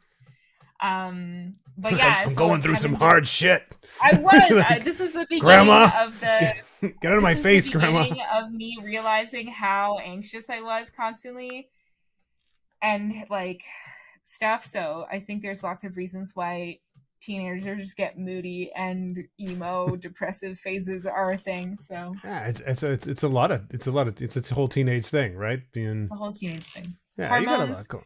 Yeah. drama, anxiety, people that may or may not like you that you really want to like you back because you really like them. Like there's so many levels to it. There's chaos. For sure. And also you're not really in control of your situation yet, but you kind of want to be and you think you can be. You're like, if I just was on my own, man, this would totally work better. And like, nah, you're like, as soon as I get out of here, I'm gonna make it. I'm gonna make something of myself. But no, I mean, yeah, you don't really know what's Yeah. happening. Okay, sorry. Yeah. But yeah, I have this theory though, because like Kevin just he was like, nah, I just went to my room to sleep and that's it. And I was like, you might be onto something. So now, like when so I like when I first moved out, I lived in a house with a bunch of musicians and I lived in the attic. So like my office was my Awesome. room and it was a lot. It was I had to get like a screen to separate just so that I couldn't see my desk from where I was from my bed because it was like I, I I could not separate and it was not good. And then Oh. when Kevin and I moved in, when I decided to like go back to school, like we got a 2 bedroom because I was like, I can't do this anymore. I need an office because I need a space that is not my workspace. Um, and then like we had common area, so it became like less likely that I would be spending time in my room doing stuff because I could just be in the living room or I was in my office. Um, and then now, like same thing, like I I basically just sometimes on a weekend I'll go back to bed and like read or draw in bed or whatever, but it's like a lot less likely now because I think really what I'm usually after is the big blanket. And now it's my big blanket. So I can bring it wherever I want, including the couch downstairs. Nice. So, you know, like there's these like things that I'm like, oh yeah, I spend a lot less time being like active in my room. I just go to sleep. That's it. So like it's a lot calmer of a space. Once you go in there, it's like sleepy time, you know. So it's a lot easier, I think, regularly now to fall asleep. It's not always. There's still issues. Sometimes things happen, and I'm like, oh, my brain it won't turn off, and I really wanted to. Why am I replaying a conversation that like wounded me greatly like 5 years ago that I thought I was over, but now apparently I'm not. Like, yeah. That makes a lot of So sense, though. That makes sense. yeah, so I'm very interested in that kind of thing. I'm like, oh, I wonder if that is a keystone to because Kevin sleeps so regularly. He falls asleep so instantly. Like you could punch a guy for being that easily able to sleep. And I have. Like Whoa, okay. Like that he's not like really, but yeah. crossing the line. No, I got it. It's like that's frustrating. It's true. It's true. My wife's that way too. It's instantly asleep, no problem. It's all fine. I'm like, yo, if we're getting up this time, I gotta go to bed like 2 hours earlier than that because it's gonna take me a little bit Yeah. of time. And then no. Yeah. It's like a superpower. Like honestly, It's pretty if amazing. someone asks me what I want as a superpower, that's it. I don't care about anything else. that's what I want. I want to Sleep? be able to fall asleep when I want to fall asleep and wake up when I should wake up. That's what I Seriously. want. Sleeping. You could have any super. Sleep. Okay. No, but seriously though, like this is a dumb question, but I am wondering, like, what superpowers would you put together for yourself if you really could? Because sleeping, I mean, Oh. look, come on, it's probably Honestly, I not can't think sleeping. of anything else now. Really? Like, You know how often I think of the three wishes of a genie if you're not allowed to do the wish for infinite wishes. You know, like if you're not allowed to do that and you actually have to choose the three wishes. I've thought about this way more than makes sense to think about mm. this. Like it's like I consistently So think then what about are your three wishes? what are my three wishes? Okay. So okay. So number I'm one ready. is I would ask for um perfect hyper invulnerability. Oh, That's wish number one. Okay. interesting. So that's like it's like essentially perfect immortality, if you will. Like Yeah, nothing can hurt you. You don't have to nothing. worry about aging. No attack, no disease, no like you could be buried under the earth for a million years. That's not gonna Whoa. matter, you know? So So you can literally, just like extract oxygen out of anything. well, maybe you don't, but Question mark. here's the thing. Here's the thing. You will definitely not die, so maybe you don't Okay. need the oxygen in the first place. Um, Ah, I see what but you're getting at. number two, my second wish would be this: um, perfect, like perfect hyper evolution, meaning you can react adaptivity to Hmm. anything at a very fast rate. So Right. now let's see. Oh no, I got buried under 200 tons of rocks. Well, Just vibrate your cells and phase through it. you're going to learn some method of Mm. of getting through it. It's not instant, but you will learn a method. And Interesting. the last wish I would probably choose to be able to give and take these powers away from myself and others. Interesting. That's it. Because maybe there's a day that comes along after a trillion years where you're like, you know what? I'm done, you know? And I'm so done. that's your only thing. Like, even the genie can't stop you, you know, like, because you have perfect That's true. invulnerability, but you can. And maybe you don't want to see your, like, loved ones all die and in a car That's fair. accident or something when you could just, like, That's snap your fair. fingers and give them that invulnerability. Whoa. So, This yeah, is a package deal. it's a three wishes, right? So, and Yeah. it's literally three. And I'm like, okay, now I could spend as much time as I wanted on any particular thing. I would get better at it for sure. I would get smarter for sure. I could evolve Mm. for, like, because if you just gave yourself, like, you could wish the first wish would be, I want omnipotence or something. And then now you have Oh, true. infinite abilities instantly. Is that really that fun? I want to have some fun. So Oh, now I have to grow over this billion-year period, trillion-year period, 2 trillion-year period, see the universe burn out and restart, and you know, restart. maybe learn, adapt. And so now, like, can I learn to go into different dimensions? Can I learn to go into Oh, different that's true. areas? Can I learn to fly through space like Superman, or fly at way higher than light speed somehow, or teleport, or, you know, like any superpower The now I have the options are ability. infinite. They're Yeah, infinite, but you have to learn them, you but you have know? to learn them. So they're still, So you I don't can get behind that. steal the process from yourself. So you shouldn't Yes, really get bored of being alive, because if you're just infinite power instantly, that's not really fun, I think. that's true. It But is you about the can process. grow with the people around you who you don't want to die, I guess. I don't Right. know. I feel Or like that's always the catch the drawback with of being a the, vampire. yeah, the people that you loved won't last forever. Yeah, that's Only rough. in your heart. So, okay, you asked me, and I told you I've thought about this too much. So that's the story there. But does anything pop up to you if you Whoa. actually had an ability, and it doesn't necessarily have to be some insane superpower necessarily, but what ability would you like to give yourself besides sleeping? Besides sleeping, yeah, Yeah, I I don't know. got sleeping's number one. Sleeping's number one. Sleeping's number one. Yeah, I think I don't know why. Like I have a hard time with these questions, like these particular questions, because I just like don't really. It's like kind of a weird thing, especially the older I get, and especially after the last like I said, like the last few years of my life have been very tumultuous, and I think I um like in this moment I have such a level of contentness that I just like don't Yeah, ever we really don't need to think about change that kind anything. of stuff like in a practical way.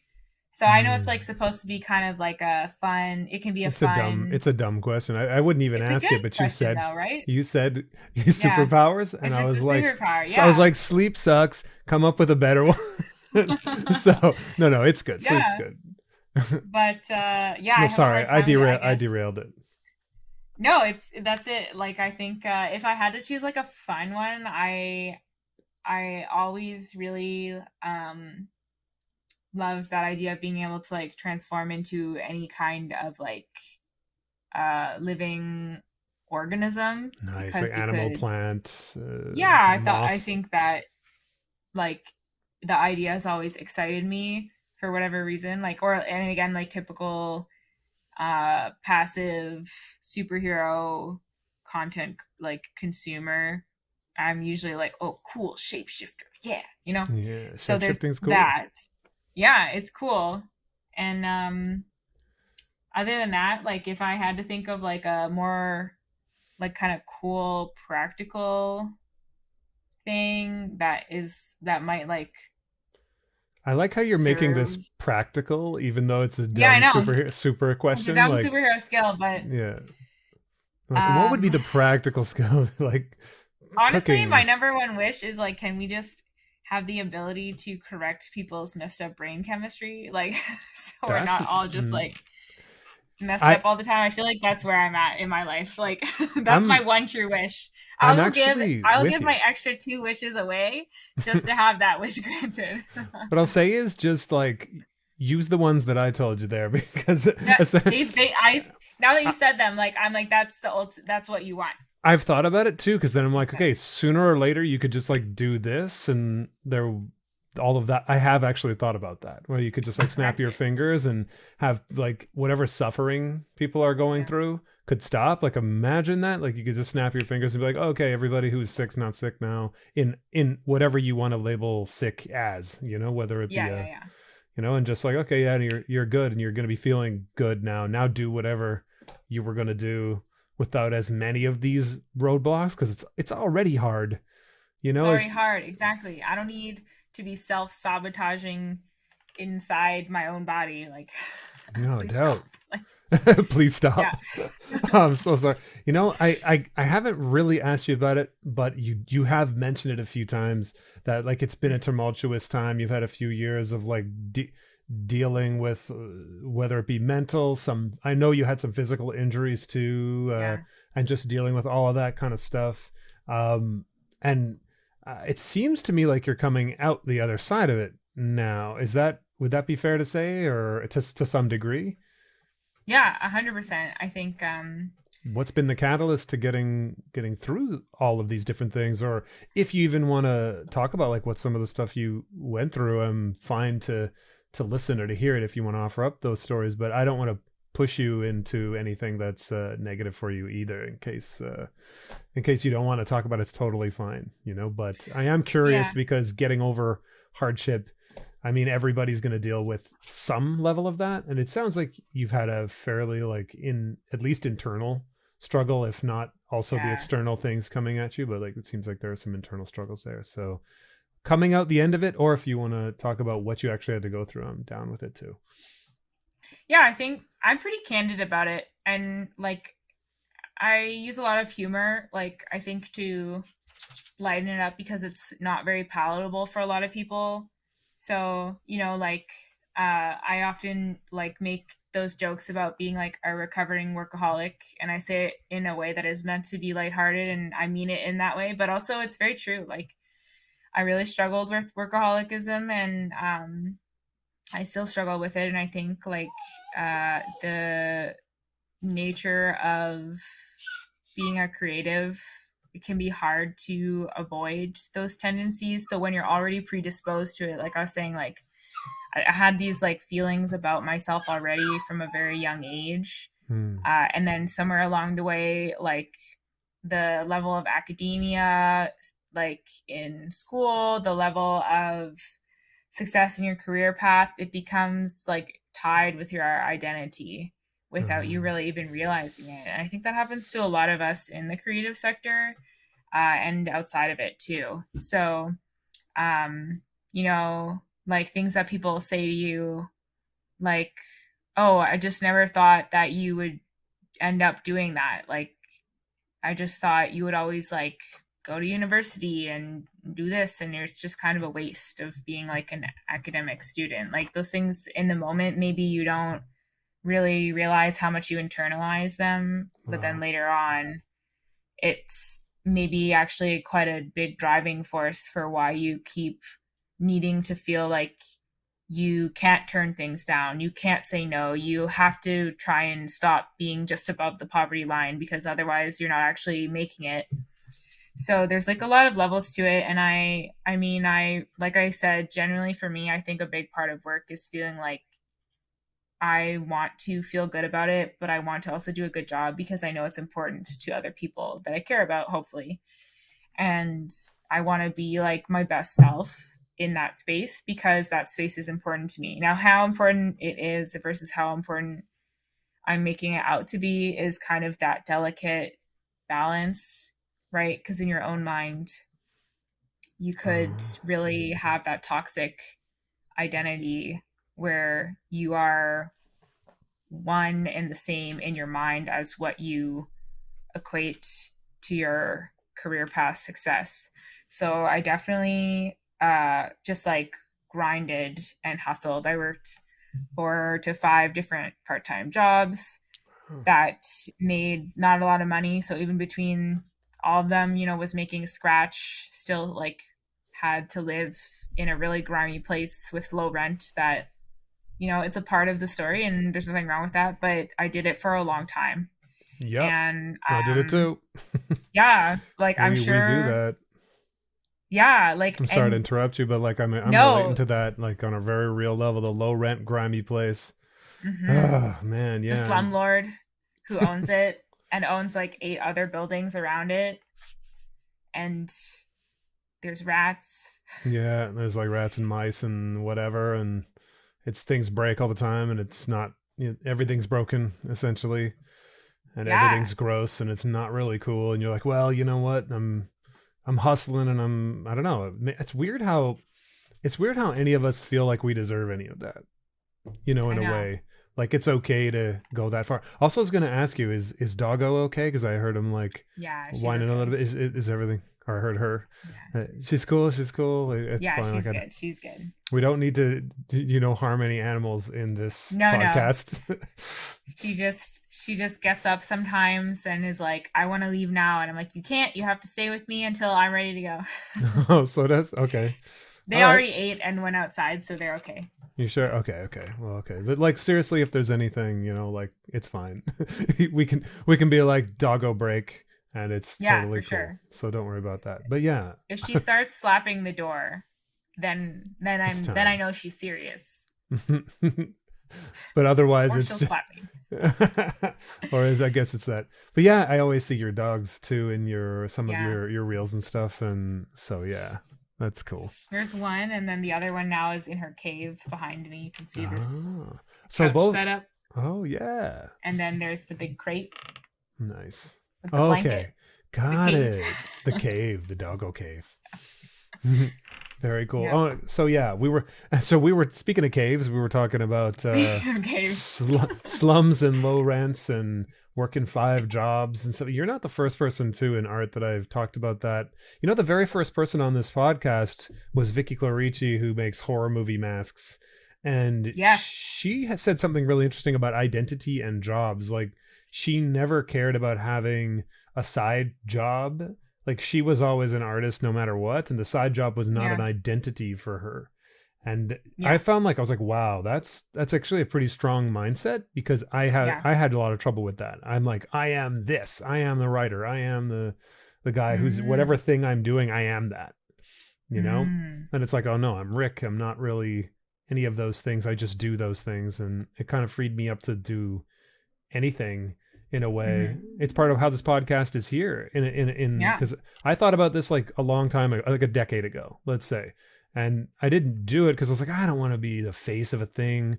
I don't want to have to be out there. I just want my writing to be out there. I was kind of like I'm shy if it doesn't seem like it. Yeah. I understand where you're coming from because I'm shy Yeah. with people. I'm shy around, I have my walls and insecurities and doubts and all that kind of Yeah. stuff as well. So, and I've done that too. That whole the garbage apartment and struggling. It's fun. I'm laughing, but it's like it's not really funny actually. Exactly. Yeah. This is my life. Yeah.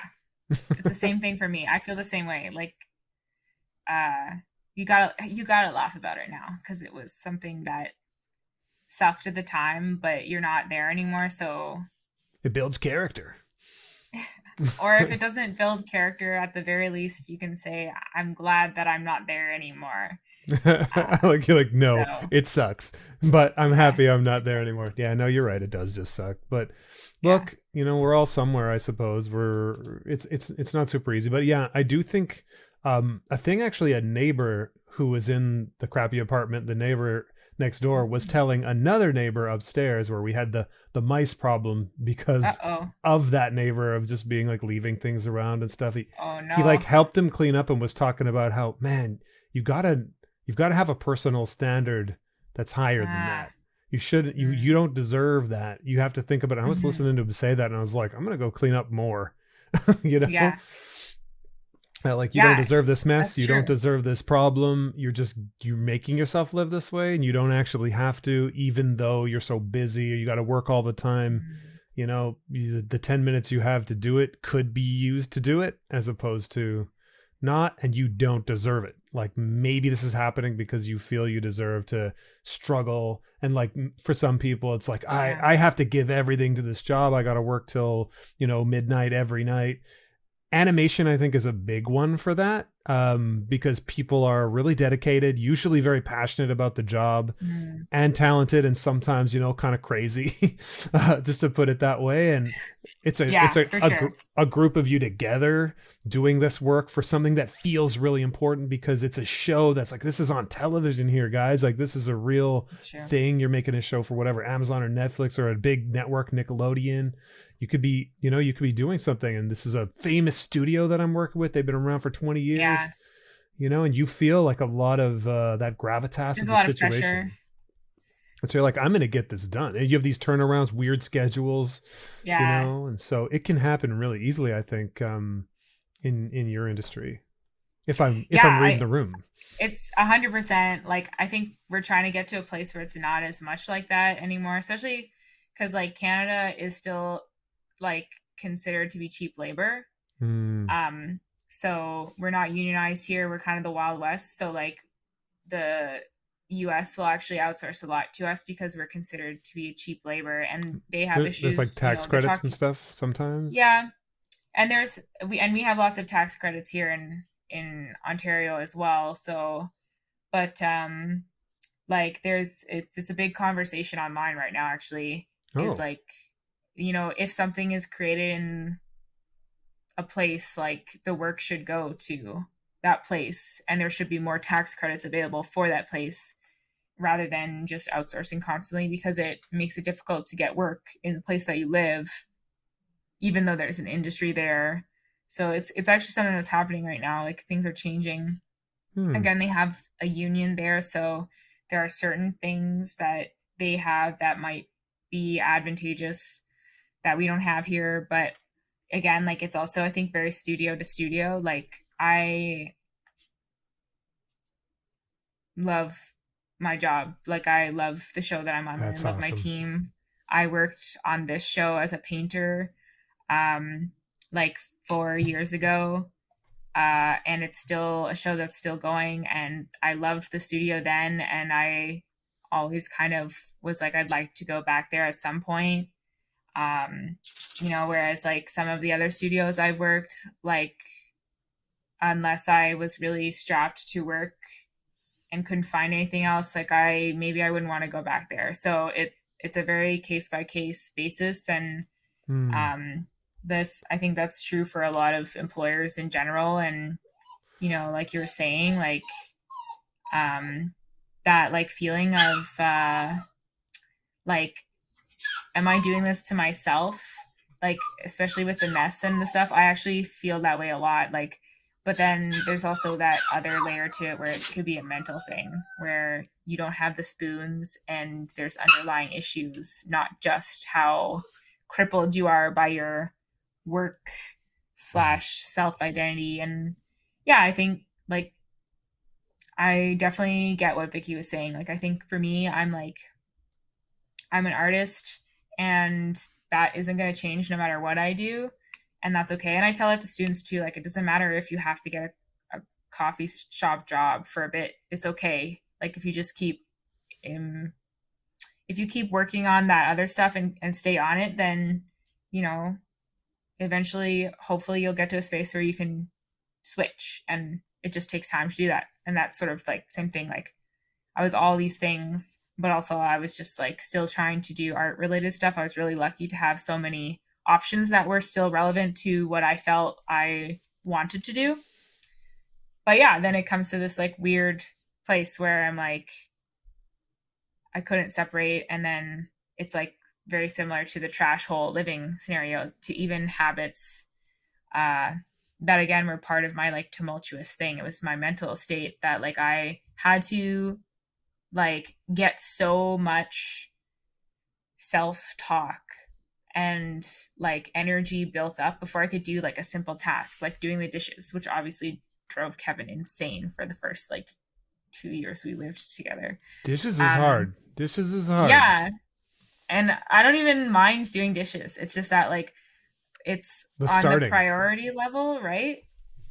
Like it was here because everything else seemed more important. And then when I finally had a moment, I was so burnt out and mentally drained that I would just have to like lay down and like, or I would just have to be like, I should do this. I know I should do this. But then it becomes like a buildup of anxiety.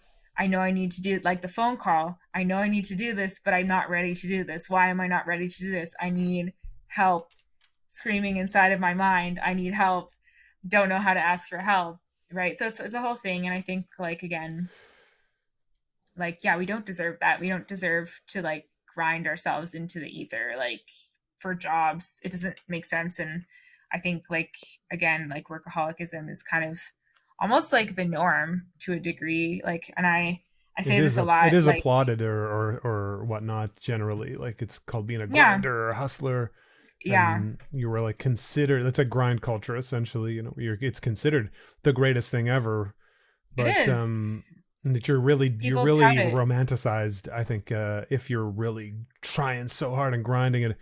I don't even know if sometimes actually succeeding is as, you know, as touted as just grinding and not really making it in a way. Like, yeah, that could be true. I don't know if that's true, but it's a question I have. Like, do people like people who succeed as much as they like, you know, the romantic idea of this person trying so hard? I don't know. I guess Obviously, it's the state of the world with like the way people view billionaires and millionaires maybe is the answer to that question, because a lot of these people, if you don't account obviously for what their backgrounds are, like have some kind of like moniker of like hustling in some way, shape, or form. Yeah. Whether it's like struggling to make ends meet hustling versus like hustling people could be different, right?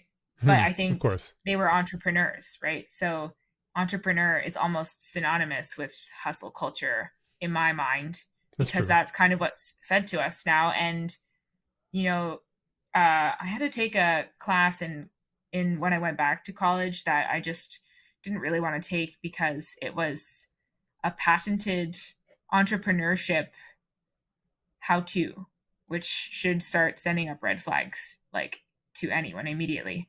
That they think they can patent a way to be a successful entrepreneur. But it's like hacking through the forest with a machete. A lot of times you kind of creating your own path. But please. Yeah, and it's so case by case. But anyways, it's just for us, it was an American written book. I think it was based on a true story, and like it really reminded me of reading like Death of a Salesman in high school. and it was really about the American dream. And like that was like at its core the message I kept getting. And I was like, I'm not saying that this advice isn't helpful in some ways, or whatever, that it's not. I'm not saying it's bad advice, but it's a lot of just like common sense, but also like it's not a foolproof method, and not everyone will find success through this, but you're marking it as anyone can do this. And I'm like, that's disingenuous in my mind, because not anyone can do this, because not everyone's the same, and there are so many things outside of your control. So I feel like I really have a strong aversion to those sorts of things. Isn't that the And I issue think, a lot of times with like I've read a million self-improvement yeah. books or business books, and really if Doggo wants to go, she can go. Like I don't want Finish your to. train of thought, and then I'll take them out for a Yeah, pee, yeah. and then we'll come back. Okay, cool. So okay, I'll The finish. demon eyes will just glow at you. Yeah, fantastic. So okay, yeah. I've read all those books, business books, and that kind of thing. And it's not to say that they don't have really good information. A lot of times Mhm. it is. Like if you're not doing some things in your life, maybe you could start doing them, and you will see an improvement. An Like it's improvement, yeah. for sure. But I do feel like they often start at a point where, like, when it is touted as every single person could just do this exact formula and it's totally going to work for you, that Yeah. is an issue. A lot of times you read a book and it's like, hey, wait a minute, so you're saying you did all this stuff and that's why it worked. Like, here's how to streamline your whole thing, and now you're not going to be wasting your time. I'm like, all of this makes sense. However, this book starts after you created a multi-million-dollar business from Yes. scratch by yourself, and it Yeah. started after that point. Like I'm Yeah. like, you also went to Ivy League school and had a Yeah. bunch of great networking connections and did all of these things, and then you organized your life so that you weren't overworking or something, and it's like, Yeah. okay, you Yeah. did kind of skip that part, so Yeah. And I think like it's really a tough, I find sometimes it's a sensitive topic. So like I mm, know a couple people who, in my personal opinion, uh they seem to be chasing constantly this like get rich quick scheme, from place to place, from job to job, from idea to idea. And again, it's all woven in with this entrepreneurial hustle. And, how is that instilled in them? Like, there are many really like popular things now that's what it's out there to preach, and it's given the gold star by a lot of other aspects of society. And yeah, I just don't think it's actually for everyone, and it's marketed as being for everyone, and I just don't think that's the case. And like our school system even is just made to churn out worker bees, as depresso espresso as that is. it can feel that way for sure, and I've certainly felt that way in school. Yeah. So it's Yeah, not, again, not that we didn't learn to read and write and all that, but exactly. there was a downside. Yeah, so I think that like it's one of these mindsets that's kind of um instilled in us again, and it weaves right back into what I was saying before too, like your identity like could become that at an early age, because literally everything leading up until you walk out that high school door for the last time, like you're told, like, do what people tell you, do the thing well, that's what gets you success, do 8 different courses at one time, because that's how we have to cram it in here, even though you'll retain nothing by the end of the year. There's all these things. Like, I have some hot takes about education, even though I have no business having them, but like Hey, it's, it's okay. It's your opinion. yeah, it's my opinion. Exactly. So I think like, I think it's because I come from that space where I was like originally viewed as something that related essentially to being told I was going to be successful because of Yeah, that like a whiz very kid. early on. So yeah, and then we end up here with like hustle culture. It's promoted, capitalism promotes it. You need to have a side job. because if you're not having a side job, then what are you doing with your life? You're not investing in other skills. I'm like, dude, I can just invest in other skills because I feel like it doesn't have to Yeah. become a hustle. But if you want it to be a hustle, then sure, go for it. If you got the energy for that, I applaud you. You know, I I actually don't don't think have the there's. energy for that anymore. Huh, that makes a lot of sense. No, that makes a lot of sense. And Yeah. I don't think there's any wrong way necessarily. You know, I'm not saying No, that like if you want to go to school and be a worker bee, like we were talking nothing about, wrong with I'm it. like, awesome. Be like a cog in Yeah. the machine. I guess it's that's like a great route. I think you could have like kids That's in a what I am house right and now, and I love yeah. it. Well, that's I've it. never been happier. There was a book that I read that was called like Your Next Five Moves, I think, was about being a businessman. But like one of the first things was, hey, look, if you want to be an entrepreneur, you're thinking about being an entrepreneur, maybe just think about who you are first. Because First, that's a some good of idea. you, maybe you want to be an entrepreneur, you want to be in a business and help raise Mhm. that business up. And you don't want to be the number one guy. Maybe you don't want to be the number two guy. Maybe you want to be the number 10 guy. And there's Yeah, nothing wrong with any nothing of wrong with that. that. You're helping something, you know? That's good So advice. I actually thought that was a good like as I railed on those books, but I also do think there's often good advice in them I know too. that's what I mean too. Like I'm not slamming motivational speaking, like even though I think some of it is not good. I'm not slamming like the entrepreneurial advice sessions because I think some of them are great if you are interested in learning about it, for sure, go for it. But yeah, I just sometimes I think I feel like for me, especially like in this case of this course, I was like, this is a money grab. So it's, the way it's marketed and sold, I'm like, it's so obvious, like, For sure. and then it turns me off immediately, and then I read it and I'm like, this is literally like not relatable because I'm not American, and then also not relatable because it's just like fancily worded common sense that I think people, you know probably could get elsewhere for free. Like, I don't know, like, you know what Almost I'm for saying? sure. Like, I don't know. Monetizing on it, I just have apprehensions, and there's a lot of layers. But yeah, there's some people out there who I'm like, yeah, amazing, you're great. And same thing, like if those people help people, then I love it. I love that for those people who found it helpful, and I don't want to take that away from them ever. But for Hmm. me, I am always like, skeptical hippo eye, like, you know. That But I'm makes a lot of also sense.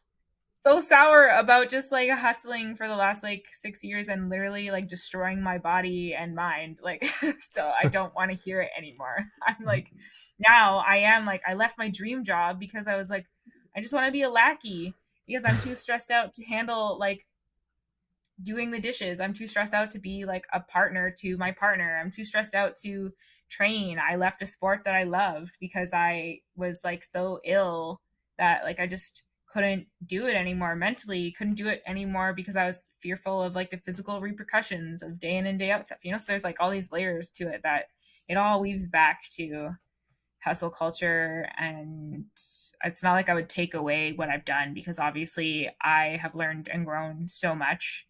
So again, like, it's not that you have to believe that everything happens for a reason as like a kind of bandage, but I truly think that like I am here right now because everything I went through. And is that good? Is that bad? It doesn't really matter at this point. It happened. So if I want to view it in a way that I'm like,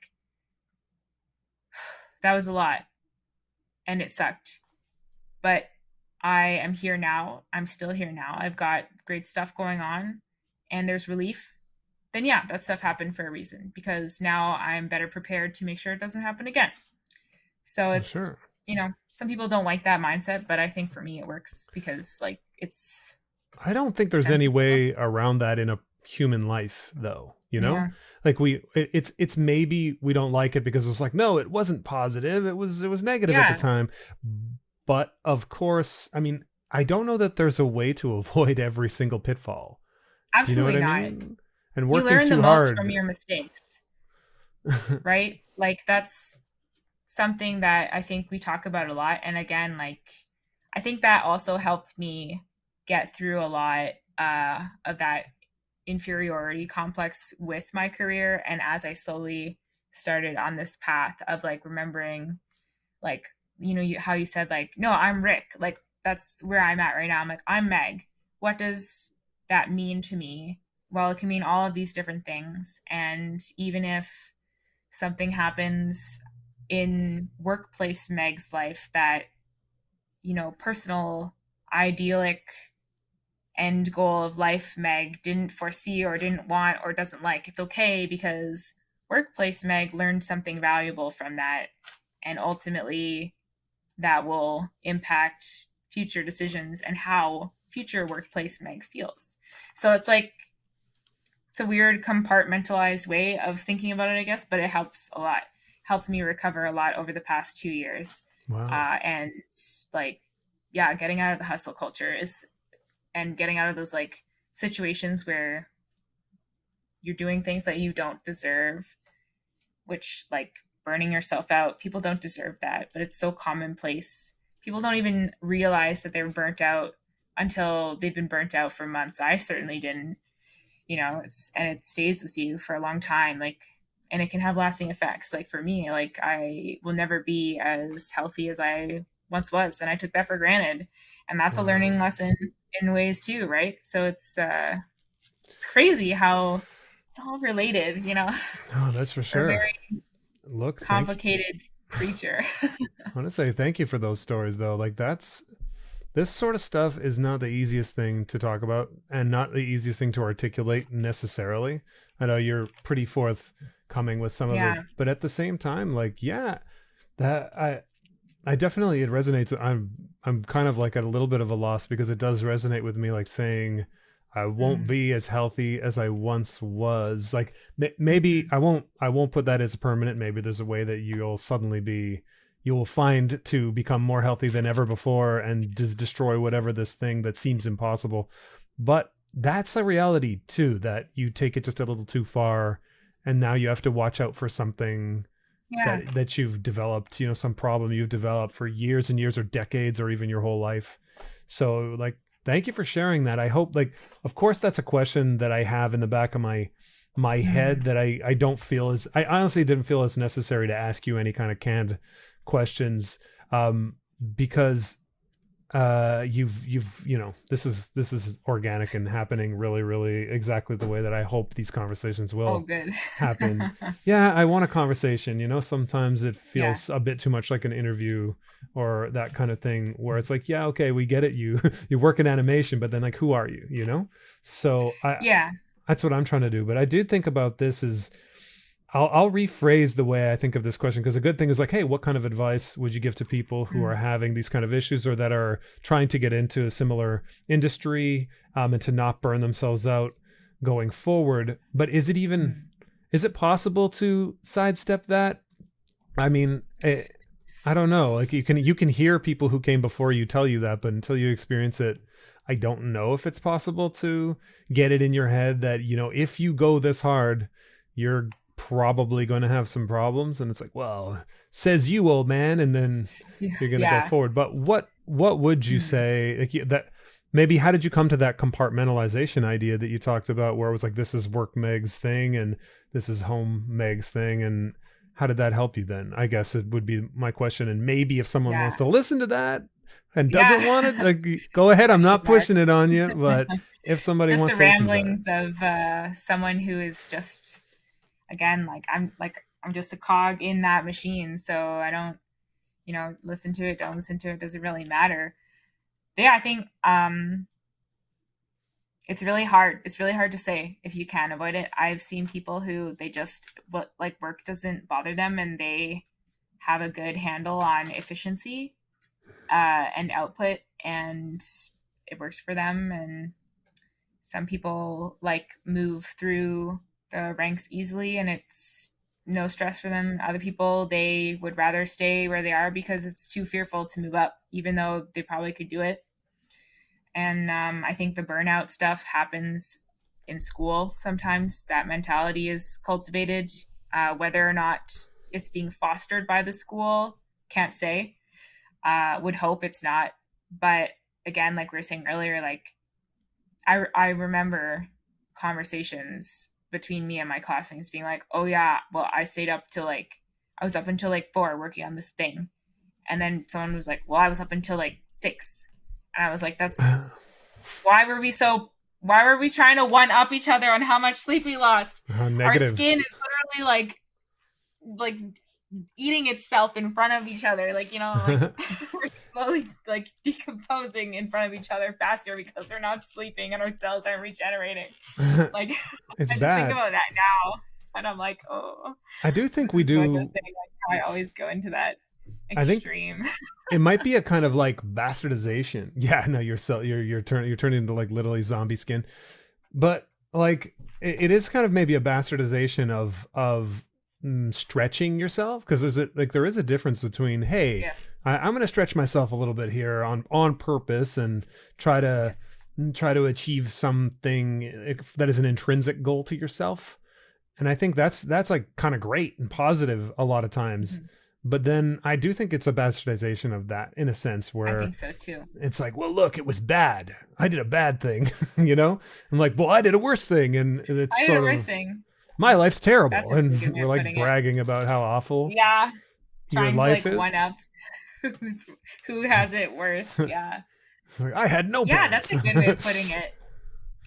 I You never know? thought about it, but yeah, and you're right. Like sometimes you do have to push, and that's why I think I always say like whenever, because I do a lot of these class talks, and that's something I always say is like at the end of the day, like if you really feel you have to pull that all nighter, then okay, but like ask yourself like why is it really necessary? Will you get fulfillment out of it in the long term? Like, is a grade really what you're after? Is your health worth it? uh it's just school, and that's hard because you do obviously have an onus. If you're paying for it, you need to pass. There's levels to it, so I obviously understand that too, but it's just like don't do it all the time. Pick and choose your battles, and that's something I think you learn more as you get more experience. So it's hard to avoid the burnout because you don't get that experience unless you've kind of lived through it. And a lot of us unfortunately are not organized enough or whatever it might be to not live through it. So yeah, I don't know. I know the industry as a whole is really shifting, and more people are trying to have those conversations and say like, we have salary now, which is new. So they're saying like, work your 9 to 5. Here's what your suggested quota should be. Because it was by And I frames mean, before, right? was frames for animation, a lot of piecework in the other departments. Um, so there's a lot of, I think there's just a lot of change happening right now. So in my heart, I really want to hope for the kids coming in now, which is crazy because I still feel like a kid. And it's, like it's moving and changing so fast. It's moved and changed so fast over the last, like, I guess since 2016. So like 6 years or so, 7, I guess, 2015. But I have high hopes for what is ahead It looks because like people care positive and people are direction. having conversations now. And I think that's the thing that uh, hopefully anyone who listens to this will conclude from what I've said is that like you need to talk to each other, and the way to avoid some pitfalls and things, or the way to keep each other together or keep each other on top of those bad habits, like making sure we're not killing ourselves over something that isn't really grand scheme going to make or break our well-being, our identity, our career. It's having like that community to give you an onus, because sometimes our onus that we come up with for ourselves is too grand, it's too extreme. It's the blissful naivete of hoping that one day you'll just wake up and miraculously be able to do the thing without having to struggle bus for it. And all that stuff is good and it's a good motivator, but it's hard to take care of yourself sometimes when you're so hyper fixated on it, and when you are already in that space that normalizes making those decisions that could have long lasting repercussions early on in the career path. So yeah, having these conversations, that's why again, like, I'm whenever someone asks me to do an interview for their class, I'm like, yes, because these are the kind of things that I want to pass along to a community that gave so much to me. You know, like I said, I'm friends with most of the people that taught me, and they talk me through hard days all the time, and they're my friends now. And that's the community starting there.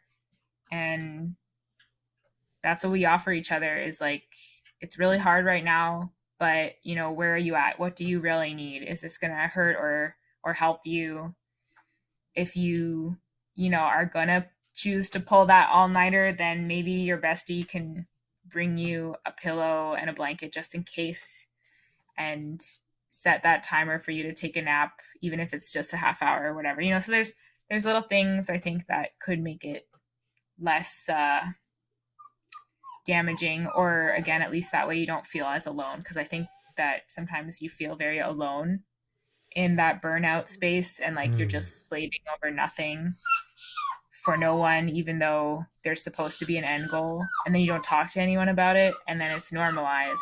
So then you just feel like I'm not good enough because clearly everyone else is doing this and they're fine, but I'm not fine, right? So the dialogue is really solo. So talking to the others and getting through it. Wow, thank you for that. That's great advice.